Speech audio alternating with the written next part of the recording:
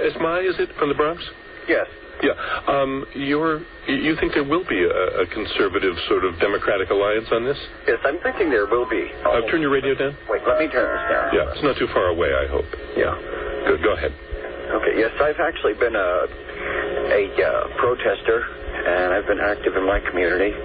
My name is Esma DNBs, and I've been active in my community, and I believe that eventually compassionate conservatives and let's call them liberals alike, because the new label progressive I don't think really fits, I think somehow will come together.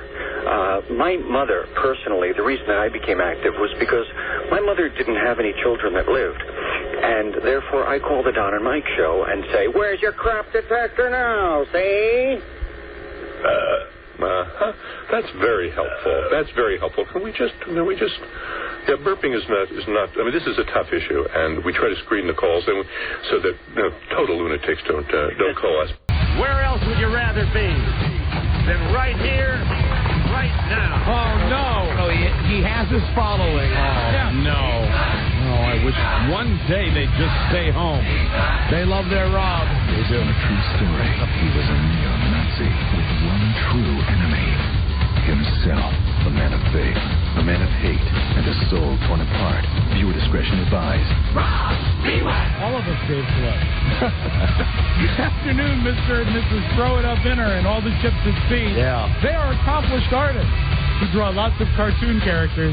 Don Geronimo and Mike O'Mara. Yeah. And thank you, Robbie. Hi, thank you for listening, everybody. This is the Don and Mike Show, a new episode on this Tuesday, November 11th. Right.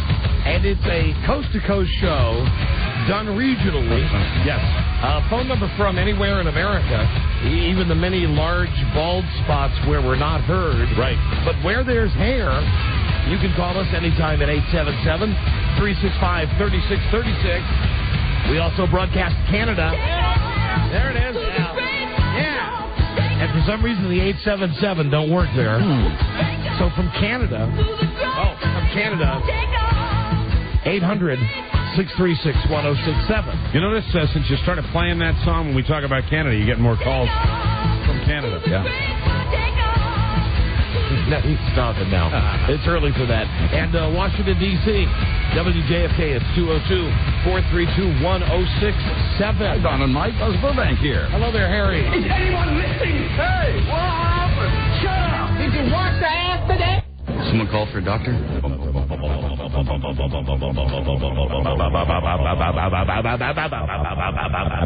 Everybody's talking about the bird. The bird. Okay, hi, welcome to the show. Well, gosh, I've got a couple of different ways to go here in the beginning. Feeling a bad radio show. I'm laughing before we even say anything. But let me just say. But I know what you're going to talk about. And it's making me laugh because he called me today to tell me. We're living the dream. You're telling me with this? Our regional... Now, don't make me laugh, Mike. I won't. This is serious business. Our regional coast-to-coast network. And let me explain this to you now. We have a coast-to-coast show. It goes from the East Coast to the West Coast. Oh, thank you, Rob. Oh, well, everybody's heard about the bird. Yeah. Let's go to Nam, man. Let's go to Vietnam. Remember that? What was that? What movie was that? All of them. Yeah. So they play this in all the Vietnam movies? All of them. It's like when the helicopters are landing. So, what's your name, soldier? Listen, it's all about living the dream. Yeah. And we've got a show. We started a local show in Washington, D.C., and now it's a nationwide show. It's a coast-to-coast show, although we're really not on entirely from coast to coast. It's not like you can drive from one end of the country to the other end and hear us. No, if that was the case, we'd be on Hollywood Square. I mean, if that was the case, you'd have to take a real weird course through America and make a lot of stops in Pennsylvania. I recommend that. If that was the case, we'd be in the Hall of Fame. So here's the dealio. We signed this deal with Westwood. There you go, Westwood One. And I think you may have noticed for the last couple of months on the show since we've signed that there's been no discourteous statements from us to Westwood One. Right. That we're happy with the agreement. We're happy to come in and just do the show and not worry about the politics. And now's one of the times when everybody reaps the benefits of this. Oh, absolutely. And it's living a dream. I'll just give you a brief synopsis because we have a new market that's listening to us today, right now for the first time. Cool. And don't get used to us now, incidentally, in this market because we're only on in this market for just 2 or 3 days until they figure out what they're going to do, and then they're going to put us on at night. Right. But right now we're live. Right now we're live. Right, and today? Yeah. I've been in radio myself over 30 years, and I've worked at some of the finest legendary radio stations in America, but there has always been one market that I was not able to crack. I mean, I made it in New York, Chicago, Los Angeles, the big three, but never in this market. And right next to you, I come in, not on a weekly basis, maybe every 2 or 3 weeks, but I asked Don about this particular market. I said, has it happened yet? Has it happened yet? It's Dream City. Right. Okay, that's what right. it's. So I've been checking for years. I mean, I can't even remember when I started asking Don about that. The Dream City. So here's part of the deal. As we get closer to unveiling the newest home of the Don and Mike show, and right away, let me just say nothing but kudos, no brickbats to Westwood One here. Right. You may have noticed that we've started, and for us this is a radical departure. At the end of the show, we're now ending the show at 10 minutes before the show is over. Yeah. And the reason we're doing that is to play commercials, because Westwood One, again, our network, Westwood One, has, in a show of unprecedented show of support for this radio show. Never mind that every radio show in America that's syndicated has this. We've just never had it. We're just doing it for the first time. They bought more satellite time so that they could refeed the show. They could make the show available. Because right now, we're live. It's 3 o'clock on the East Coast. It's noon out west. And in the Central Time Zone, it's 2 o'clock. So let's say you got a station out west. The thought would be, well, I don't want to run a show from noon to 4, but I wouldn't mind a show that runs, let's say, from 4 to 8. Well, then you say, well, now, here at Westwood One, we've got you covered because we're refeeding the Don and Mike show, feeding it to you as if you were getting it live. You just turn on the switch, and it's right there. Flip the switch, you get a live show. That's great. It's right there. And we have our first refeed affiliate, although today they're also running us live. And our first refeed affiliate for West Coast stations. The Dream Market? Pardon me, Buzz? The Dream Market? You bet. Oh, and I almost forgot. It's Veterans Day. Yes. We only get to play that jingle like once a year. Throw that in there. Once a year. So anyway, it's Veterans Day. And this Veterans Day, remember the sacrifices made by Larry Michael. It's General Larry Michael. Okay, shut up. Wounded in action, Larry Michael. I'm trying to do something serious. Rob, we're debuting in a very special place today, and it's Veterans Day. Oh, well, everybody's heard about the bird. Please keep your inside jokes to themselves. What are your jokes? All right, now I know it's been in every Vietnam movie. Where are you from, soldier? Hello, Don and Mike. Hey, Don and Mike, this is Robert calling from Reno. Hi, Robert. There was a couple of different scenes in Full Metal Jacket where they're playing that. The first one where they're flying with that machine gunner in the helicopter over the rice paddy, firing at everybody. You don't lead them as much. Right. Yeah, that's right. How do you feel about shooting women and children? I love it. And then I think right at the scene where they're sitting there in front of that cabaret and the Vietnamese guys run up and steal their camera. They're talking to the hooker. Right. You know, me so horny. Oh, yeah. I think they're playing it right at that part, too. You're right. Like when they go chasing him, right? As they're chasing Exactly. the guy. Yeah. Go get him! Yeah. That's the only one I remember it from. Oh, well, everybody's heard about the bird. Go get him! Go get him! All right, thank you. Ain't war, hell. All right, thank you for the tip-in. Thanks. What a great movie that is. Bye. See you later. Bye-bye. One of our favorites. So back to living the dream. So Westwood One has, you know who's funny right now? I have to tell you who's funny. Is Buzz. Why? Because Buzz is looking at us like we're serious about this. Well, no. I mean, I'm excited. It's a new market. Well, let me say, Buzz, it's a dream market, and it's our first refeed market, so I'm very excited. Well, then let me just tell you, like I mentioned, you name it, I've worked it. Uh-huh. And you want big call letters, impressive call letters on your resume, You've been there. I'm there. But never in my travels, either BM before Mike or AM after Mike, was I able to attain this on my own or with my buddy Mike. Let me tell you, okay, slow down. All right, get ready, everybody. Des Moines, Iowa. Okay? Hello! No. Stop it. Yep. You Stop it. Now stop it. We're not kidding. And listen, just because the dream has been realized, we are not quitting our jobs. No. Although for a while we had thought if we could just attain it, we could get this market. It's like what they say during a football game.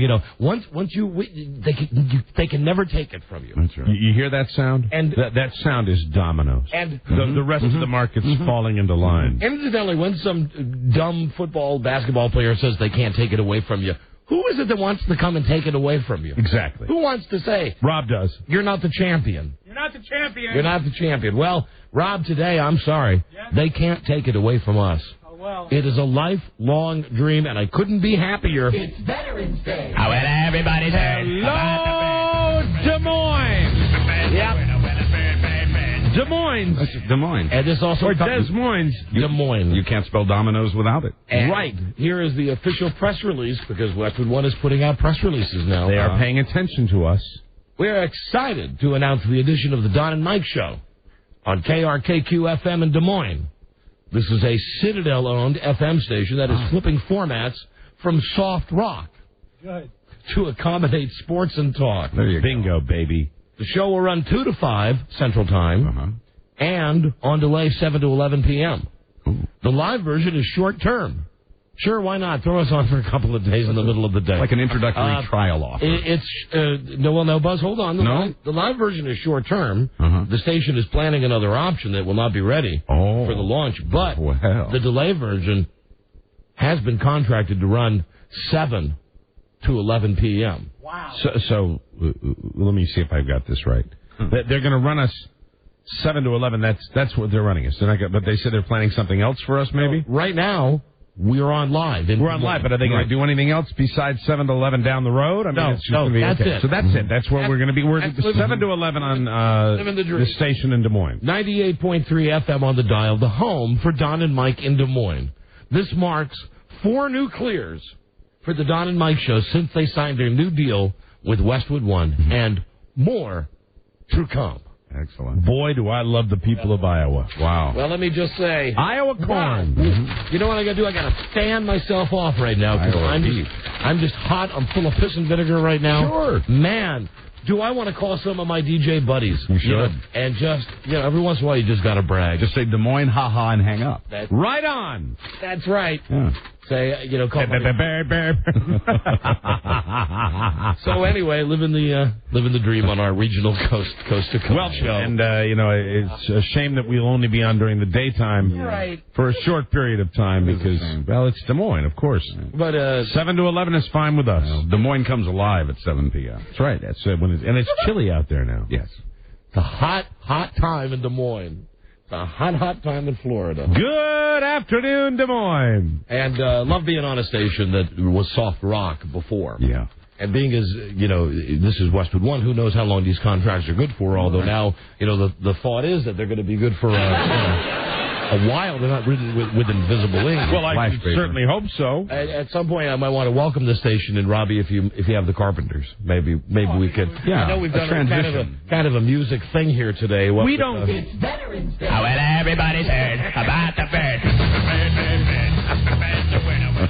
We don't normally spend a lot of time when we get a new market because it's not worth it. But now, today we feel that we owe Des Moines. We think Des Moines will be the next Sacramento. You know what it is? It's the money shot for us. Yeah. And while we get the tribute to Des Moines ready, maybe we should go ahead, load it up. Right. Also, I wanted to take this moment, as long as we're kind of on the other side now, showing you behind the scenes radio. Want to salute. We work for Infinity Broadcasting, and I'd like to. Thank you, Rob. Thank you, guys. We'd like to salute This is just an award that we've given out on our own. But we do work for the company, so as far as we're concerned, it's company sanctioned. The Infinity Broadcasting Program Director of the Year. Oh, good. Now we're going to give out this award. Year? Now we're going to give out this award now, full well knowing that there's 2 months left. But we don't think that there's anybody out there that can do anything smarter between now and then. We've already decided this guy is it. This guy is the man. This guy is the man. Let me call him up now. Some accomplishments cannot be surpassed, so this must be it. I can't wait to hear what he did. Well, he's a great man. Is he in Des Moines? No, he's not, Mike. He's not. Oh, I got to do this thing where you get their permission off the air. Hello? Yes, good afternoon, Infinity Broadcasting. Is Tom Jeffries available? Thank you. I'm waiting now for the man. The man, going to give him the award. It's ringing now. Good. Please, no voicemail. Come on. Please, no voicemail. Because if it's voicemail, we got to leave him a message. Right. Please, no voicemail. 4 rings. He's not there. It's killing me. Hey, you reached Tom Jeffries. Now, can I put this guy's voice on the air? No, you can't. Good voice, Too bad. It's too bad because the voice is too funny. Or stay on the line for further options. Because the guy started out with, hey, this is Tom Jeffries. Hey, Tom Jeffries. Don Geronimo, Mike O'Mara, Infinity Broadcasting. Hello, Tom. Tom, I wish you were there to take this call. We have a regional coast-to-coast show that's run on many Infinity Broadcasting radio stations. We work for Infinity, and we like spotlighting somebody who's hot, who sees a trend, somebody who doesn't see the trend but makes the trend. A trend maker, not a trend follower, not a trend setter, a trend maker. And that's you, my friend. You are the program director of WSSS, Star 104.7 in Charlotte, North Carolina. And I want to tell you that we've talked a lot about this deal with radio stations playing Christmas music starting on Thanksgiving. But nowhere did we ever think, in our wildest dreams, that there would be a program director smart enough to start playing Christmas music on Halloween. And I'm sorry that we're 2 weeks late calling you with this. But you are the recipient of the Infinity Broadcasting Program Director of the Year Award. I want to say you got it going on. And if you go to the station's website, which is www.star1047.com, you will see that it's no longer Star 1047. No? It's now, you get this, it's Christmas 1047. Christmas 104.7. And Tom, listen, here's where I'm coming from. I have a programming background in radio. You might not know it from listening to this call, but I do. And I'd be curious, when you make, in my humble estimation, a brilliant move, a genius move, right, a stroke of a rare intelligence to play Christmas music from November 1st all the way through Christmas, what I want to know is, what's your power rotation? You know what I'm saying? Yeah. For instance, you get your Rudolph? Your Rudolph. Now, what is that? Is that a twice-a-day record? Is that your chestnuts roasting on an open fire? He's going to protect that information. And here's another problem. Is there such a thing as too much Mannheim Steamroller? I don't think so. And Tom, I just want to tell you the one that's going to bite you in the ass. Grandma got run over by a reindeer. Yeah. I want to tell you something. It's going to test through the roof with your active audience. But the other people out there that don't participate in those surveys, they're sick as hell of it. There's a backlash. I know that we wish that we could be down in Charlotte so we could simply rip the knob off and leave it right there on Christmas 104.7. And the last thing that really just cemented it was when we went to the website and we saw not only did you start playing Christmas music on Halloween, and it's your station, you dumb moron, as we look at the Christmas tree with the artists' names, Sting, Bing Crosby, Mannheim Steamroller, Johnny Mathis, etc. When you get down to Jose Feliciano, you spelled his name wrong. Oh, no. You spelled it Feliciano. Jose Feliciano. It's Feliciano. Feliciano. But then again, you know, how many Mexicans you got down in Charlotte? Who knows? Who knows? Why'd you put that in there? You said it. What did I say? You said, oh, no. I know, Rob. We set off the Yoko Ono alarm. Now, listen, that's not fair. That's really not fair. I said, oh, no. You're allowed to say, oh, no, without setting off the Yoko Ono. Click, click. There. That's better. Oh, I get it. Okay. Jose Felici. Oh, no. There she goes.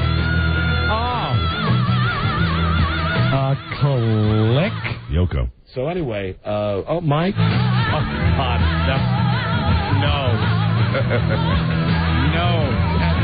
Click. Well, I'll be quiet. I'm going to just fix that for the rest of today's Thanks. show. Very good. Anyway, I guess we're still on the message. Yeah. Tom, congratulations. Way to go. You're the award winner, Tom. Your prize, of course, can be picked up at any local Yanket. Hi, Joe Arden's your world's oldest phone screener. If I'm not mistaken, he spelled Eurythmics wrong, too. Eurythmics? Let me see. And who knew that when you thought Christmas, you thought Eurythmics? True. EURITHM. It's a Y, isn't it? Y, right. Eurythmics. Okay, so embarrassing. we got 2 typos, and you got to get spell check, dude. But go to your local Yanket and get your prize. Yep, get it twisty. Congratulations. You know what? Really, this is now just off the record. It's guys like you, seriously, that have ruined radio. Oh, God. It's douchebags like you that see a hot trend, and you're so afraid that some other station would dare to play Christmas music and beat you to the punch. You're such a stupid F. Hey, now what are you doing? We're giving him an award. You've been playing Christmas What are you doing here? You know what I say? Listen. Just give him the award. What is all this? You got the award. You're completely surprising me now. Why don't you just go ahead and do it year-round? I dare you. Well, then maybe that's another award for next year. Maximum recording succeeded. If you'd like to listen to your message, enter 2. No, I don't think so. Never got to tell him Merry Christmas. Thank you. Your message has been sent. Merry Christmas. So anyway, we're always glad. Yeah, we were happy with it. We're always glad to point out those around us in the business that are doing great stuff. Trailblazers. So that's the guy. The infinity. If this worked after Thanksgiving, it'll work even better from November 1st on. And then if we do well then, we'll make it year-round. And the note that I'm reading about this, he is not, we didn't even mention this. Listen what a great program director he is. Okay. The holiday spirit grabbed gold-based, meaning they play oldies, WSSS Charlotte. On Halloween, Star flipped to Christmas 104.7 and will stick with it through Christmas Day. However, when the station returns to normal programming, it will be minus its morning show. Sander Walker, Robin King, and Kara Edwards have been fired. Oh, well, happy holidays to them. Holidays. How about that? Happy holidays. Is that what it says? Yes. They've been fired? They've been fired. God. Christmas music was just going to make them crazy anyway. Well, maybe they were fired because they didn't want to toe the line with Christmas music. Wow. Well, I'd love to get them on the show. Wouldn't that be great? Yeah. Jesus Christ. So, it just works out all the way around. For everybody. It couldn't be. Well, more reason to make it a happy holiday. Hello. Sure. Don and Mike show. Hello. You're on the air. Oh, Don and Mike. That's my fault. There you go. Phones are on. Hi, Don and Mike. Hey, how you doing? We're doing very well, thanks. Good. I'm actually calling from Des Moines. Welcome to the market. Hey! Thank you. So you're going to get our show live for 3 hours. Then, I guess, who knows, for a couple hours he'll do something else. Then they're going to rerun it again. Ah, very good. Yeah. How's it coming in? Loud and clear in Des Moines? Very clear, yes. That's what we said, too, when the plan was brought to us. We said, that's a great plan. That's a plan that we would have come, because as you heard, it's been our dream to broadcast in Des Moines. Yeah. Twice. The big question is why? Well, you know what? Some people have dreams for different reasons. Other people, maybe. Let me just say this, though. You sound like most Iowans, so you sound like a very nice man. The dream is not really completed, because the dream was to be on a low-power, unrated AM station. Yeah, a station where you really couldn't hear it, even if your next-door neighbor is running his shower. But, if it's got to be FM, it's got to be FM. Whatever. But, tape delay, that's part of the dream, too. Yeah. Because, frankly, too much pressure broadcasting live to Des Moines on a daily basis. I'm about to need that. Crawl through my skin right now with the thought. I can't stand it. That Des Moines is listening now. I'm a nervous wreck. I mean, I can take all the other cities. It's Des Moines. Dude, it's the pressure, man. Well, if you guys could, just very briefly, describe exactly what your show is all about. No. This is against the rules. This is now something you're going to find that we don't describe. I'll tell you exactly what you'll hear. You'll probably hate it at first. You'll probably hate it. And it'll be all stuff that you don't like. But then you'll listen, and in a week, you'll start to... Well, it's interesting. Now, let's analyze this gentleman here. Uh-huh. We just signed on in Des Moines, Iowa, and he doesn't know the show, but yet he is called. You felt drawn to us, sir, and I'd like to ask you why that would be. You guys are very wacky to begin with, and that's kind of what I want. I listen to a couple different shows in the morning. So you've never heard us before? No, But you would describe us as wacky? Wacky. So far. Wacky. Well, then, I'm happy. there you go. Look. Wacky equals good. Des Moines is going to be easier than you thought. No, Buzz, it's an uphill struggle. Trust me. Oh, they love the wacky. Trust me. Well, I don't know. You're going to have to convince me, but I just want to say I'm here for the long haul for Des Moines because I'm living the dream today. You're going to love it. I understand that also very highly rated in Des Moines is According to Jim. There you go. Now, let me ask you that. That's kind of our barometer for people. Are you a fan of According to Jim? Is that the Belushi show? Yeah. Actually, I've never seen it. Welcome. Very good. Well, then... welcome to our family. You passed. You passed the test, sir. You passed. Goodbye. See you. He didn't... Hang up now. Say goodbye. Goodbye. Good luck to you guys and have a good show. Thank you. Good luck Get to out you. of here. He was drawn to us because he thought we were wacky. Mm-hmm. Wacky. Hello, Donna Mike Show. What's going on, guys? You want wacky? Wait till we play the puke sound effects during Karen Carpenter. Amen. That's wacky. That is wacky. Hey, Don and Mike, hello. Hello? Hi. What's going on, guys? You said that already. We're living the dream, sir. I think we've already outlined that. I'm sorry. Where are you calling from?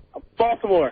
Baltimore. You know what that is compared to Des Moines? Des Moines. Des Moines. Des Moines. That's nothing. Des Moines is the Dean's Peanuts. No offense to Baltimore. It is. Right. It's Baltimore, Horn. No offense to Baltimore. And Rob and I are looking forward to that trip. Oh, man. To Miami. This weekend, we're going down on the Ravens team plane with Dave Modell. Going to stay in the, his room. Yeah. Going to shack up with the Ravens. And a lion. And then Rob and I will just be going to gay strip club after gay strip club after gay strip club. Yeah, you're in the right city for that. Until the wee hours of the morning. Fantastic. And then off to the game. And you guys are wacky. And well, you know who else is wacky? You know who suggested it was Dave Modell.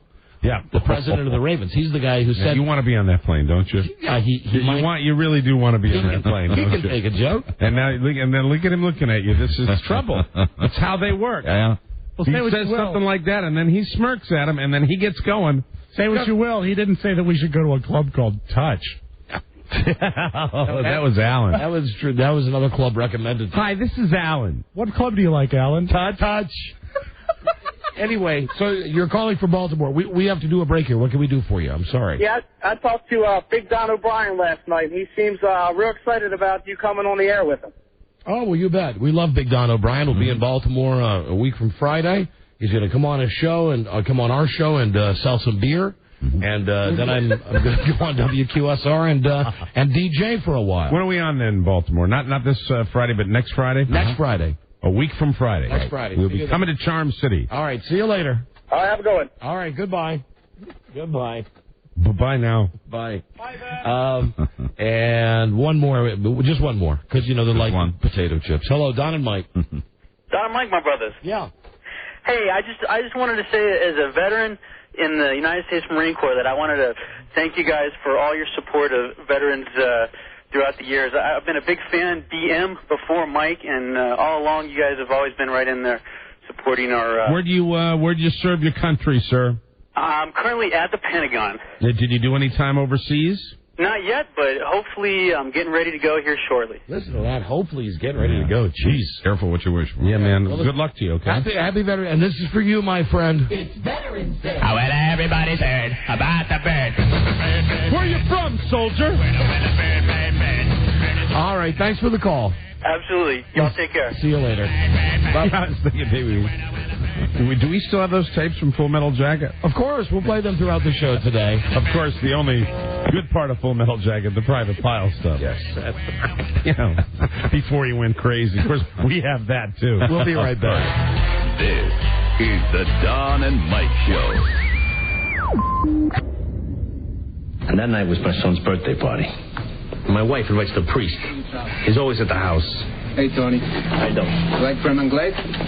Hey, you bless it, I'll eat it. She's not coming. Who? Grandma just called. Started crying and hung up. She needs a purpose in life. No, your mother is tougher than you think. So what, no f***ing Dee Dee now? Hey! Don and Mike, I heard you were having a party, and you're trying to get me to go, but I'm not going to go if there's no f***ing Dee Dee, because, it's just not going to happen. Thank you very much. The Don and Mike Show. Mildly cross-eyed, Don Geronimo and Mike O'Mara. Right. Let's see. Don and Mike Show. Hello. Don and Mike. Howdy, you're on the air. What's going on? Hey. Hey, this is Rick from Rochester. Hi, Rick. Our local crappy Entercom station over here. Now, listen, there's no reason to mention, I think we work for Entercom in a couple of markets. So no, not this one. You should hear their liners. They're like, when you hear 14 in a row, an angel gets his wing on Rochester's Christmas station. It's just sickening. So they're doing it in Rochester, too? So there's a station in Rochester that's doing this Christmas thing already, too? Yeah, they're jerk PDs running these stupid-ass liners every 10 minutes. See, now that's what we're doing. It's sweet in the country. You wouldn't, we might have to rescind that award if it's not a completely original idea. I'll give you his name, too. When did the station in Rochester start with the Christmas music, though? I don't listen to them, but my girlfriend does, and she said about 10 days ago, and I just turned it on. And well, I got to think, I'm reading everything on this guy in Charlotte, the winner, and he did start it on Halloween. Halloween! Wow. And he should have been playing Ghostbusters and Monster Mash. Mm-hmm. Instead, he's playing, Andy Williams. Right. A rebel. All right, thank you. Thank you. Bye-bye. Thank you. See you. Bye then. Bye-bye now. Bye-bye then. Hello, Don and Mike. Yeah, that's it. That's the combination. Bye-bye then. Bye-bye then. Hello, Don and Mike Show. Don. Yes, and Mike. Hi. And Mike and Buzz. Hi. Hi. Hi. Hi. Hi. Hi. This is Ken in Baltimore. I'm the kindergarten teacher who thought that parent should be pistol whipped. You are the kindergarten teacher who thought the parents should be pistol whipped. You remember? Sure. Yeah. Right. No, yeah. I don't. Rob, did he have a nickname, Rob? Yeah, does this count as a nickname? What did you say? What was your nickname, sir? I didn't. Did we think that you weren't a teacher and you couldn't prove that you were? No. You had the guy on who you didn't think was a teacher. I kind of. Oh, and then you called. Yeah, you called. I kind of remembered from another. Now I kind of remember from a previous episode that this guy is a teacher. He followed up that conversation we had with the guy that we didn't believe was a teacher. Right, Didn't you think that it was bad that kids were going to the Matrix when they were in kindergarten? Yeah, father pulled a kid out and took him to the Matrix, and I said he should be pistol whipped. Yeah, you're a good guy. I remember that. All right, so what can we do for you? I'm a real good guy. Yeah. I'm a really but anyway, good guy. this is for you, Don, because I know you like to play games in the car and talk to people who say I can lose weight. Oh, yeah, right. If you got a sign in your car that says "Talk to me," right? Yeah. Right. Well, I got a new game for you. I just started the other day. I was bored in traffic up here on the Baltimore Beltway, and I saw one of those tractor trailers, with a 1-800 number. How am I driving? I can't tell you how many times I've been tempted. Right, well, I call him up and I give him a real good report. I give him like a 10-minute report on how the guy's staying between the lines and he's maintaining the speed limit. So I give him like a real report card. And these people will talk to me. Just see how long you can keep them on the phone. Give them a good report. Now, you're not hurting anybody. That is right. Doing a good job. Do they sound like they want to get off the phone with you? No, surprisingly enough, they sounded like that idiot teacher. They just keep talking to me. All right. See you later. Bye-bye. Take care. Bye-bye. Thank you for the call. Yeah, that was like the time that the guy had the signs on his car for Jenny Craig or something. Right. I've lost 40 pounds. Ask me how. So I pulled up next to him in traffic. And I said, "Hey, how'd you do it?" And then when he said, "Well, it's through," I just went with my window. Rolled up the window. My window just went up. And last night, now you can. I'm not on the do not call list, incidentally, because I've never believed that it's really going to work. Right. Like everything in our government, I have no faith in it. You mean phone solicitations? Right. I've had a 2-week period where it's the most maddening thing I've ever experienced in my life. And I called today for the first time to get on that list. It either shows up as out of area, or a lot of times it's U.S. Cellular. Oh, really? I've never gotten that one. At least that's what my caller ID says. So and it's always, do you always get the delay where there's the little delay before? So, is this Mr. Michael O'Mara? Here's what happened today. They must have somebody monitoring these things because I pick up the phone and I go, hello, and there's 1 beat, 2 beat, and I go, yeah, hello, and then I get a recorded message. Mm-hmm. Hello. Did you realize your long distance rates could be cut by more? And rather than hang up, I said, F you. Yeah. F you calling me with this at my home. F you. I'm just saying what you always want to say. F you. And all of a sudden, I swear, I hear, hello, may I help you? I said, yeah, you called me? Yes, we're calling from whatever. So I don't know if they got somebody there listening. Cool. It's weird that you're getting this now. I mean, I'm wondering whether. Yeah, I mean, it just seems like the last 2 weeks I've never had more. It's a holiday season. Is it the season? Politicians are exempt, so we had the election. I got a lot of election calls, a million election calls. Right. Charities are exempt. But you can make companies like that one stop calling by registering on the list. That's worked for me. This is Mr. Michael O'Mara. I'm calling from Chase Home Mortgage Company, and do you realize that you can... No! So anyway, I just started laying down the F-bomb a little bit and, just getting it out of my system when an operator picked up. Mm-hmm. And then, I didn't have the courage to say F you to her. Right. But I knew she had already heard me saying it. Yeah. Maybe a light went off somewhere. And the other thing, before I get to the exciting stuff on the show, and stand by, a trip to the dentist for me. Oh, boy. Yeah. How you like that, Des Moines? Hilarity ensues. So, the deal is, I don't follow the news a lot, but I turn it on today, and I try to keep abreast of the big stories. Right. And, for my money, you mentioned the name Durst, I think Fred, and that's where the list ends. Well, there's this guy in Galveston, Texas, and here's how the story goes. He killed this other guy. His neighbor, his 71-year-old neighbor. The story is that they got into a fight, and one of them had a gun. Mm-hmm. And as they were struggling, the guy Durst shot the other guy, shot him dead. Okay. And then panicked because he comes from a very rich family, $1 billion family, thought this will look awful on my record. So what he did was, rather than just call 911 and say there's been a terrible accident, right? He got out an axe and dismembered the body, cut it into pieces, and then tossed it somewhere. Uh-oh. So I've been following this case a little bit, and it's Texas, the Fryan state. Yeah. So I'm watching today when we think we're very excited. The jury's coming back, and they announced not guilty. Right. Really? And were you following the trial, and the evidence pretty overwhelming? Well, here's the thing. Here's what the dumb jurors said, because they were interviewing the jurors since it was decided that, the gag order's off.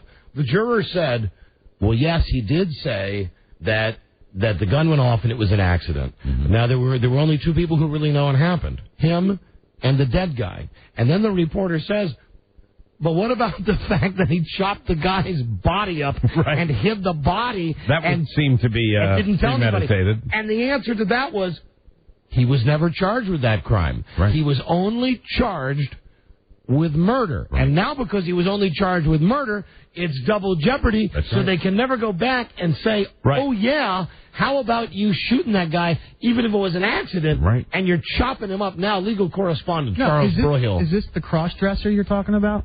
I don't think he's a cross-dresser. No? I don't think so. No, he's this guy comes from... We're talking about this guy's neighbor, Charlie. That's your neighbor. This guy, the guy who did the shooting, the guy who shot and then chopped, comes from a very well-to-do family. Yes, a millionaire. Right, Buzz? Right. They're like the family's worth billions. Robert Durst is a millionaire, and the guy, his neighbor, Morris Black, broke into his house, or he thought the guy was there to rob him, so he shot him, and then he panicked and chopped him up, and everything else Don said is right. So he's walking. Yeah. And they got this on Fox News today. Did he look like a psycho? He looked like the dad from Alf. Really? And Willie. He was shaking, and he just kept doing this. Sure. Wouldn't you? And then as he's leaving the courtroom, they say, now he can never be tried again for chopping the body up. Right. However, his wife was allegedly, well, they don't know if she was killed, but she disappeared quite a few years ago. And the prosecutors now, because they're smarting because they didn't get this guy, they want to look into that situation. However, there's no body to look at. Right, it's decomposed by now. There's no evidence, so oh dear, the guy's skipping out of the courtroom, and I'm just thinking, what the F is wrong? The guy kills the guy. Okay, it's an accident, but even if it's an accident, you gotta say, man, this was an accident. They may still be keeping him in jail because of that. They say that he's still behind bars on a possible bond jumping charge. But, that's technicality. So we've established this is a very bad guy or a guy that maybe really did have circumstances out of it? This is a guy who at least had a wife who died under suspicious circumstances. Right. And then got into this altercation with his neighbor, accidentally shot him, and then thought, I better chop the body up. So it was a fight. It wasn't a break-in type of thing? Hold on, Mike. Now we're getting a lot of calls. Don and Mike show. Hello. Hey, Don and Mike, happy Veterans Day. Oh, well, hold on a second. Let me load it up here. You're right, sir. Here you go. It's Veterans Day. Yeah, hold on. That wasn't tight. Give me another shot on that. Here we go. And it's Veterans Day. Oh, well, everybody's heard about the bird. Welcome to Nam, soldier. All right, what about this guy? Well, actually, he was a cross-dresser, and in fact, I'm looking at a story on the website that says for a short time he posed as a mute woman. Wow, this is a bad guy. Score one for Charlie Broyhill. Wow. Score one for a super producer. Charlie didn't want to argue. He kind of just ambled out of here after that. So let's put that into account. Not that Charlie follows all the cross-dressing stories. Not that you should be in jail for being a cross-dresser. Well. For God's sakes, Buzz wouldn't be working here right now. That's right. But Jesus Christ! So he's a cross-dresser. He's got a wife who was just taken away under suspicious circumstances. Killed a guy. Chopped him up, threw the body somewhere. Then when they caught him, he said, well, I only did it because you wouldn't have believed me if I told you what had happened. And part of what he said on the stand was, you have to believe me because my story is so unbelievable. Why would I make something like this up? And then, sounds like a guy talking to his wife. All the morons on the jury were coming out and going, well, we just, he were only trying him for murder. Do you think I could possibly make this up? Galveston. Wow. Oh, Galveston. Now, how come those people live in Texas? They're going to have to move out of Texas now. I mean, because in Texas, isn't the rule kill them? Yeah. Right? Yeah, and if you're a jury and you don't convict somebody and sentence them to death, you haven't done your job as a Texan. Gotcha. So anyway, I hate to bring real news up on the show, but when I got to the part about him chopping the body up and hiding it, right, that's when it caught my eye. And and Buzz, as you mentioned, I didn't know this. He's in jail now, but they showed him just walking out. I have a question about that. It's sort of serious, but I have to ask it since we're on the topic of court and trials. I'm just looking at this picture in the Washington Post of the defense attorneys for Lee Boyd Malvo, one of the D.C. snipers. Right. Uh-huh. And I'm looking, and I'm seeing 1, 2, 3, 4, 5. 5 defense attorneys, and correct me if I'm wrong. These people had no money, right? This is right. This is public defenders. Right. Right. Why am I looking at 5 attorneys? They're doing it for the nookie. They're doing. But I mean, sometimes we're paying for that, right? Sometimes yes, sometimes no. Commercial attorneys will come forward and take the case pro bono. For the pub. Okay, all right. Or because they think they can get money out of it later in a book or whatever. Okay, see, it was a legitimate question. So these are guys that say, hey, we'll volunteer, and we'll do it pro bono. Right. Okay, all right. That's all I wanted to know. Because they got. I was just wondering, these weren't just appointed guys. It'll be a combination. Because they got something coming on the back end. Yeah. Okay. Because then they can write the book, I defended the sniper. Right. I'm not a bright man. That's all right. Sometimes you don't, really, I was saying, this picture right here was just sticking in my craw. Sure. Because, would you not agree that all of us in the area, we didn't like the idea of everyone potentially being shot at and shot to death. Right. And you kind of feel sensitive when you see 5 attorneys for the guy that was shooting people. Well, everybody deserves the defense. That's part of what this country is built on. And I know that, God forbid, I'm not planning on killing anybody, but if by some strange circumstance my wife is to disappear in the next 2 to 3 days, as long as you wear a dress, you'll get off. I want those guys' numbers. That's the secret. I want the numbers. I got to get those guys on my team. Those guys that got that guy off. Mm-hmm. And the guy may not normally be a cross-dresser. I understand he wore the wig and pretended to be a mute woman to lay low to hide from the investigators. Why, I wouldn't even hurt a fly. Hello there, Don and Mike show. Hello. How you doing today? Hey, that's like crazy current event crazy. Yeah. Hey, you should just tell the people of Des Moines, the show's not always this current event crazy. No, we just, if something's on our mind, we talk about it. It's just one thing that kind of stuck in my head. Hello. Hello, Don and Mike. How are you doing today? We're doing great, thanks. Happy Veterans Day to you. Oh, and let me just say to you. It's Veterans Day. Well, everybody's heard about the bird. This is what the show's about. Where are you from, soldier? I'm from Coeur d'Alene, Idaho. What can we do for you? Well, I just want to chime in and tell you that I'd heard on the news about this weird case in Texas that not only was he from a billionaire's family, so he was a multimillionaire. He was living in a $300 a month apartment someplace, and so this is a weird guy. It just keeps getting nuttier and nuttier, and he chopped the guy up and hit it, and then they let him go. Mm-hmm. Right, and they evidently they didn't take into account that it was just kind of kooky that here he was. Multi-millionaire and just not really living the life of that. Thank you, Alan Dershowitz. Prosecutors think that this guy, their belief is that he killed his neighbor to assume his neighbor's identity so he could continue to hide from the investigation into his wife's murder. It gets crazier and crazier. Wow. And he's walking out today. What'd you watch this on? Court TV? Yeah. No, it was on Fox News. Fox News. All the CNN. Everybody had it on. And as a matter of fact, when I went to Court TV, because it was on Fox and it was on CNN, I'll go to Court TV. They were running a commercial for some stupid show that they have on tonight. Oh, really? Mm-hmm. You know, they're doing that whole thing. This is something I'm not a fan of, like on ESPN. Not like the other stuff. Listen, here's the thing on ESPN. That should be all sports. And ESPN, too, I understand this kind of... That's crap. Fringe. That, every once in a while you get like, today up in the office, I showed mine before the show, they were showing chess on ESPN too. Chess? Yeah. And it was the dude, Kasparov, playing against a computer. And that was on computer. On ESPN too. I mean, not even two guys going, doing that thing where they move it and they have an overhead camera. Right. It was like doing a computer. And they had a guy like John Madden with the telestrator who was saying, okay, he's moved his pawn. Oh, it's getting hot now. Now look at it. He is attacking the queen. Knight to king 3, or whatever the hell it is. But that's not the worst. The new morning show on ESPN2 is not the worst. No. The show called Cold Pizza, where it's, I've not seen the show, I've only seen the ads. Heard about where it. It's the guy, the ESPN guy, who tells you sports, and they're waking somebody up in the morning in the ad, and he says, hey, bro, how about a throwback jersey? And then the news lady says, she's looking at a laptop, and she says, I've got your news. And then I guess there's three girls. There's a news girl, a weather girl, and then there's just the slut. The third girl where they say so-and-so for news, so-and-so for sports, so-and-so for lifestyle. And then Krista, whatever her name is, she's just crazy. She's just goofy crazy. She's just like perfect. Crazy. Like she might start S-ing his D at any point. Is she hot? During the show. Not particularly. Well, that's not good. But that is not the worst on ESPN. I thought I was hearing things on Sunday, right after I watched Vermeil tell Trent Green that he loves him. Trent Green says he loves him back. Chris Berman says, coming up on coming up on ESPN, we have something PGA golf, and then stay tuned for Scrabble. Now I thought Scrabble. When I originally heard it, I thought, hey, that's a goof. Later, the afternoon, you get a phone call. You go to ESPN.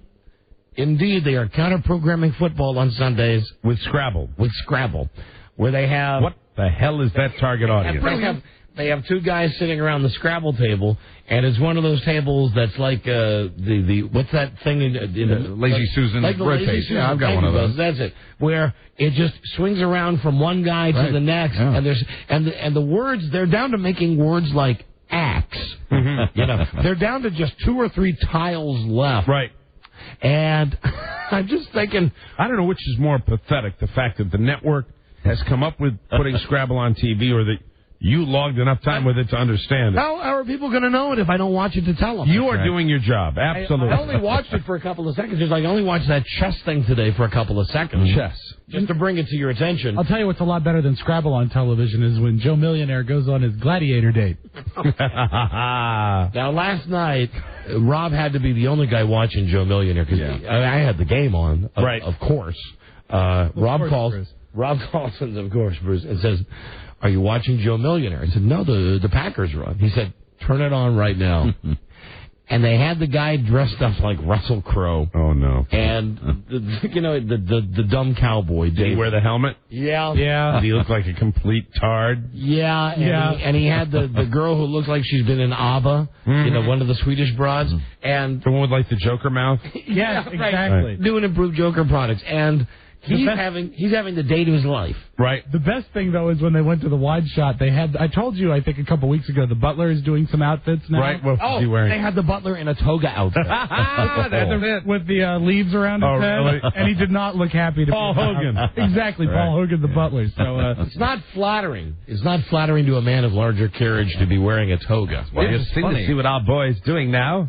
I'm in a toga. He's so stupid. Yes, he is. It was really good stupid last night. Any more shots of them in the pool? The tea parade? There was some tea parading last night, but my favorite thing is that continually the Bachelor says, "I seen it. I seen her do it." Seen it. He's so stupid. You got to be the only one watching that. Rob, we got a break. Okay. I know I'm telling you that. Just do what we got to do. What you got to do, Rob. Yeah. It's Veterans Day. Oh, well, everybody's heard. Where you from, soldier? And you know this is a setup call. Why should veterans get a special day? This is like one of those set-up, dumb radio. Really a bad show where they'd mount this argument, where we're waving the flag. Ralph, you gotta call somebody else, dude. We're not that dumb. No, but just because they take care of cats and dogs and they spay, barbers don't get a day. Why should veterans get a day? I will give him credit for the great Emily Latella bit from Saturday Night Live, which made me laugh almost every time she did it. You screwed it up by saying veterans, though. You just should have said Vets Day. Then you would have had me at Vets. Never mind. I'm sorry, never mind. Own and refine it. Everybody's heard. I love me the Emily Latella. God, that was a great bit. All right, so what's this about preserving our national racehorses? All right, so that was not one of those guys that just wants to argue. Remember that one, Rob? Yeah. Our national racehorses. Ms. Latella, it's natural resources. Oh, never mind. Never mind. We'll be right back, everybody. This is the Don and Mike Show. Paul, I have to talk to you. I'm very busy. I'm sorry. Okay. I am sorry. Just listen to me. This is important. I asked Phil to write some patter for the debut of Hank's Hot Potato, but I hardly think he has captured the spirit of fun with this kind of dialogue. I'm sure everyone here loves the old game Hot Potato, but I'll bet you're going to like it even more when I tell you that I just pulled this potato right out of my big fat ass. Here, catch. Then the audience in unison shouts, "Hey now, Hank, go f*** yourself." I mean, the audience isn't even supposed to have lines. The Don and Mike Show. You can call Don and Mike anytime from anywhere in America. 877-365-3636. They're ready to believe you. Come on. Oh, what a hoot and so totally refreshing. Happily cruising aboard the rudderless ship, Don and Mike. Right.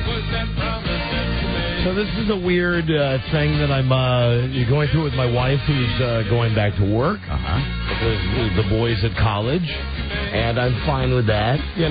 Pull your load and all that.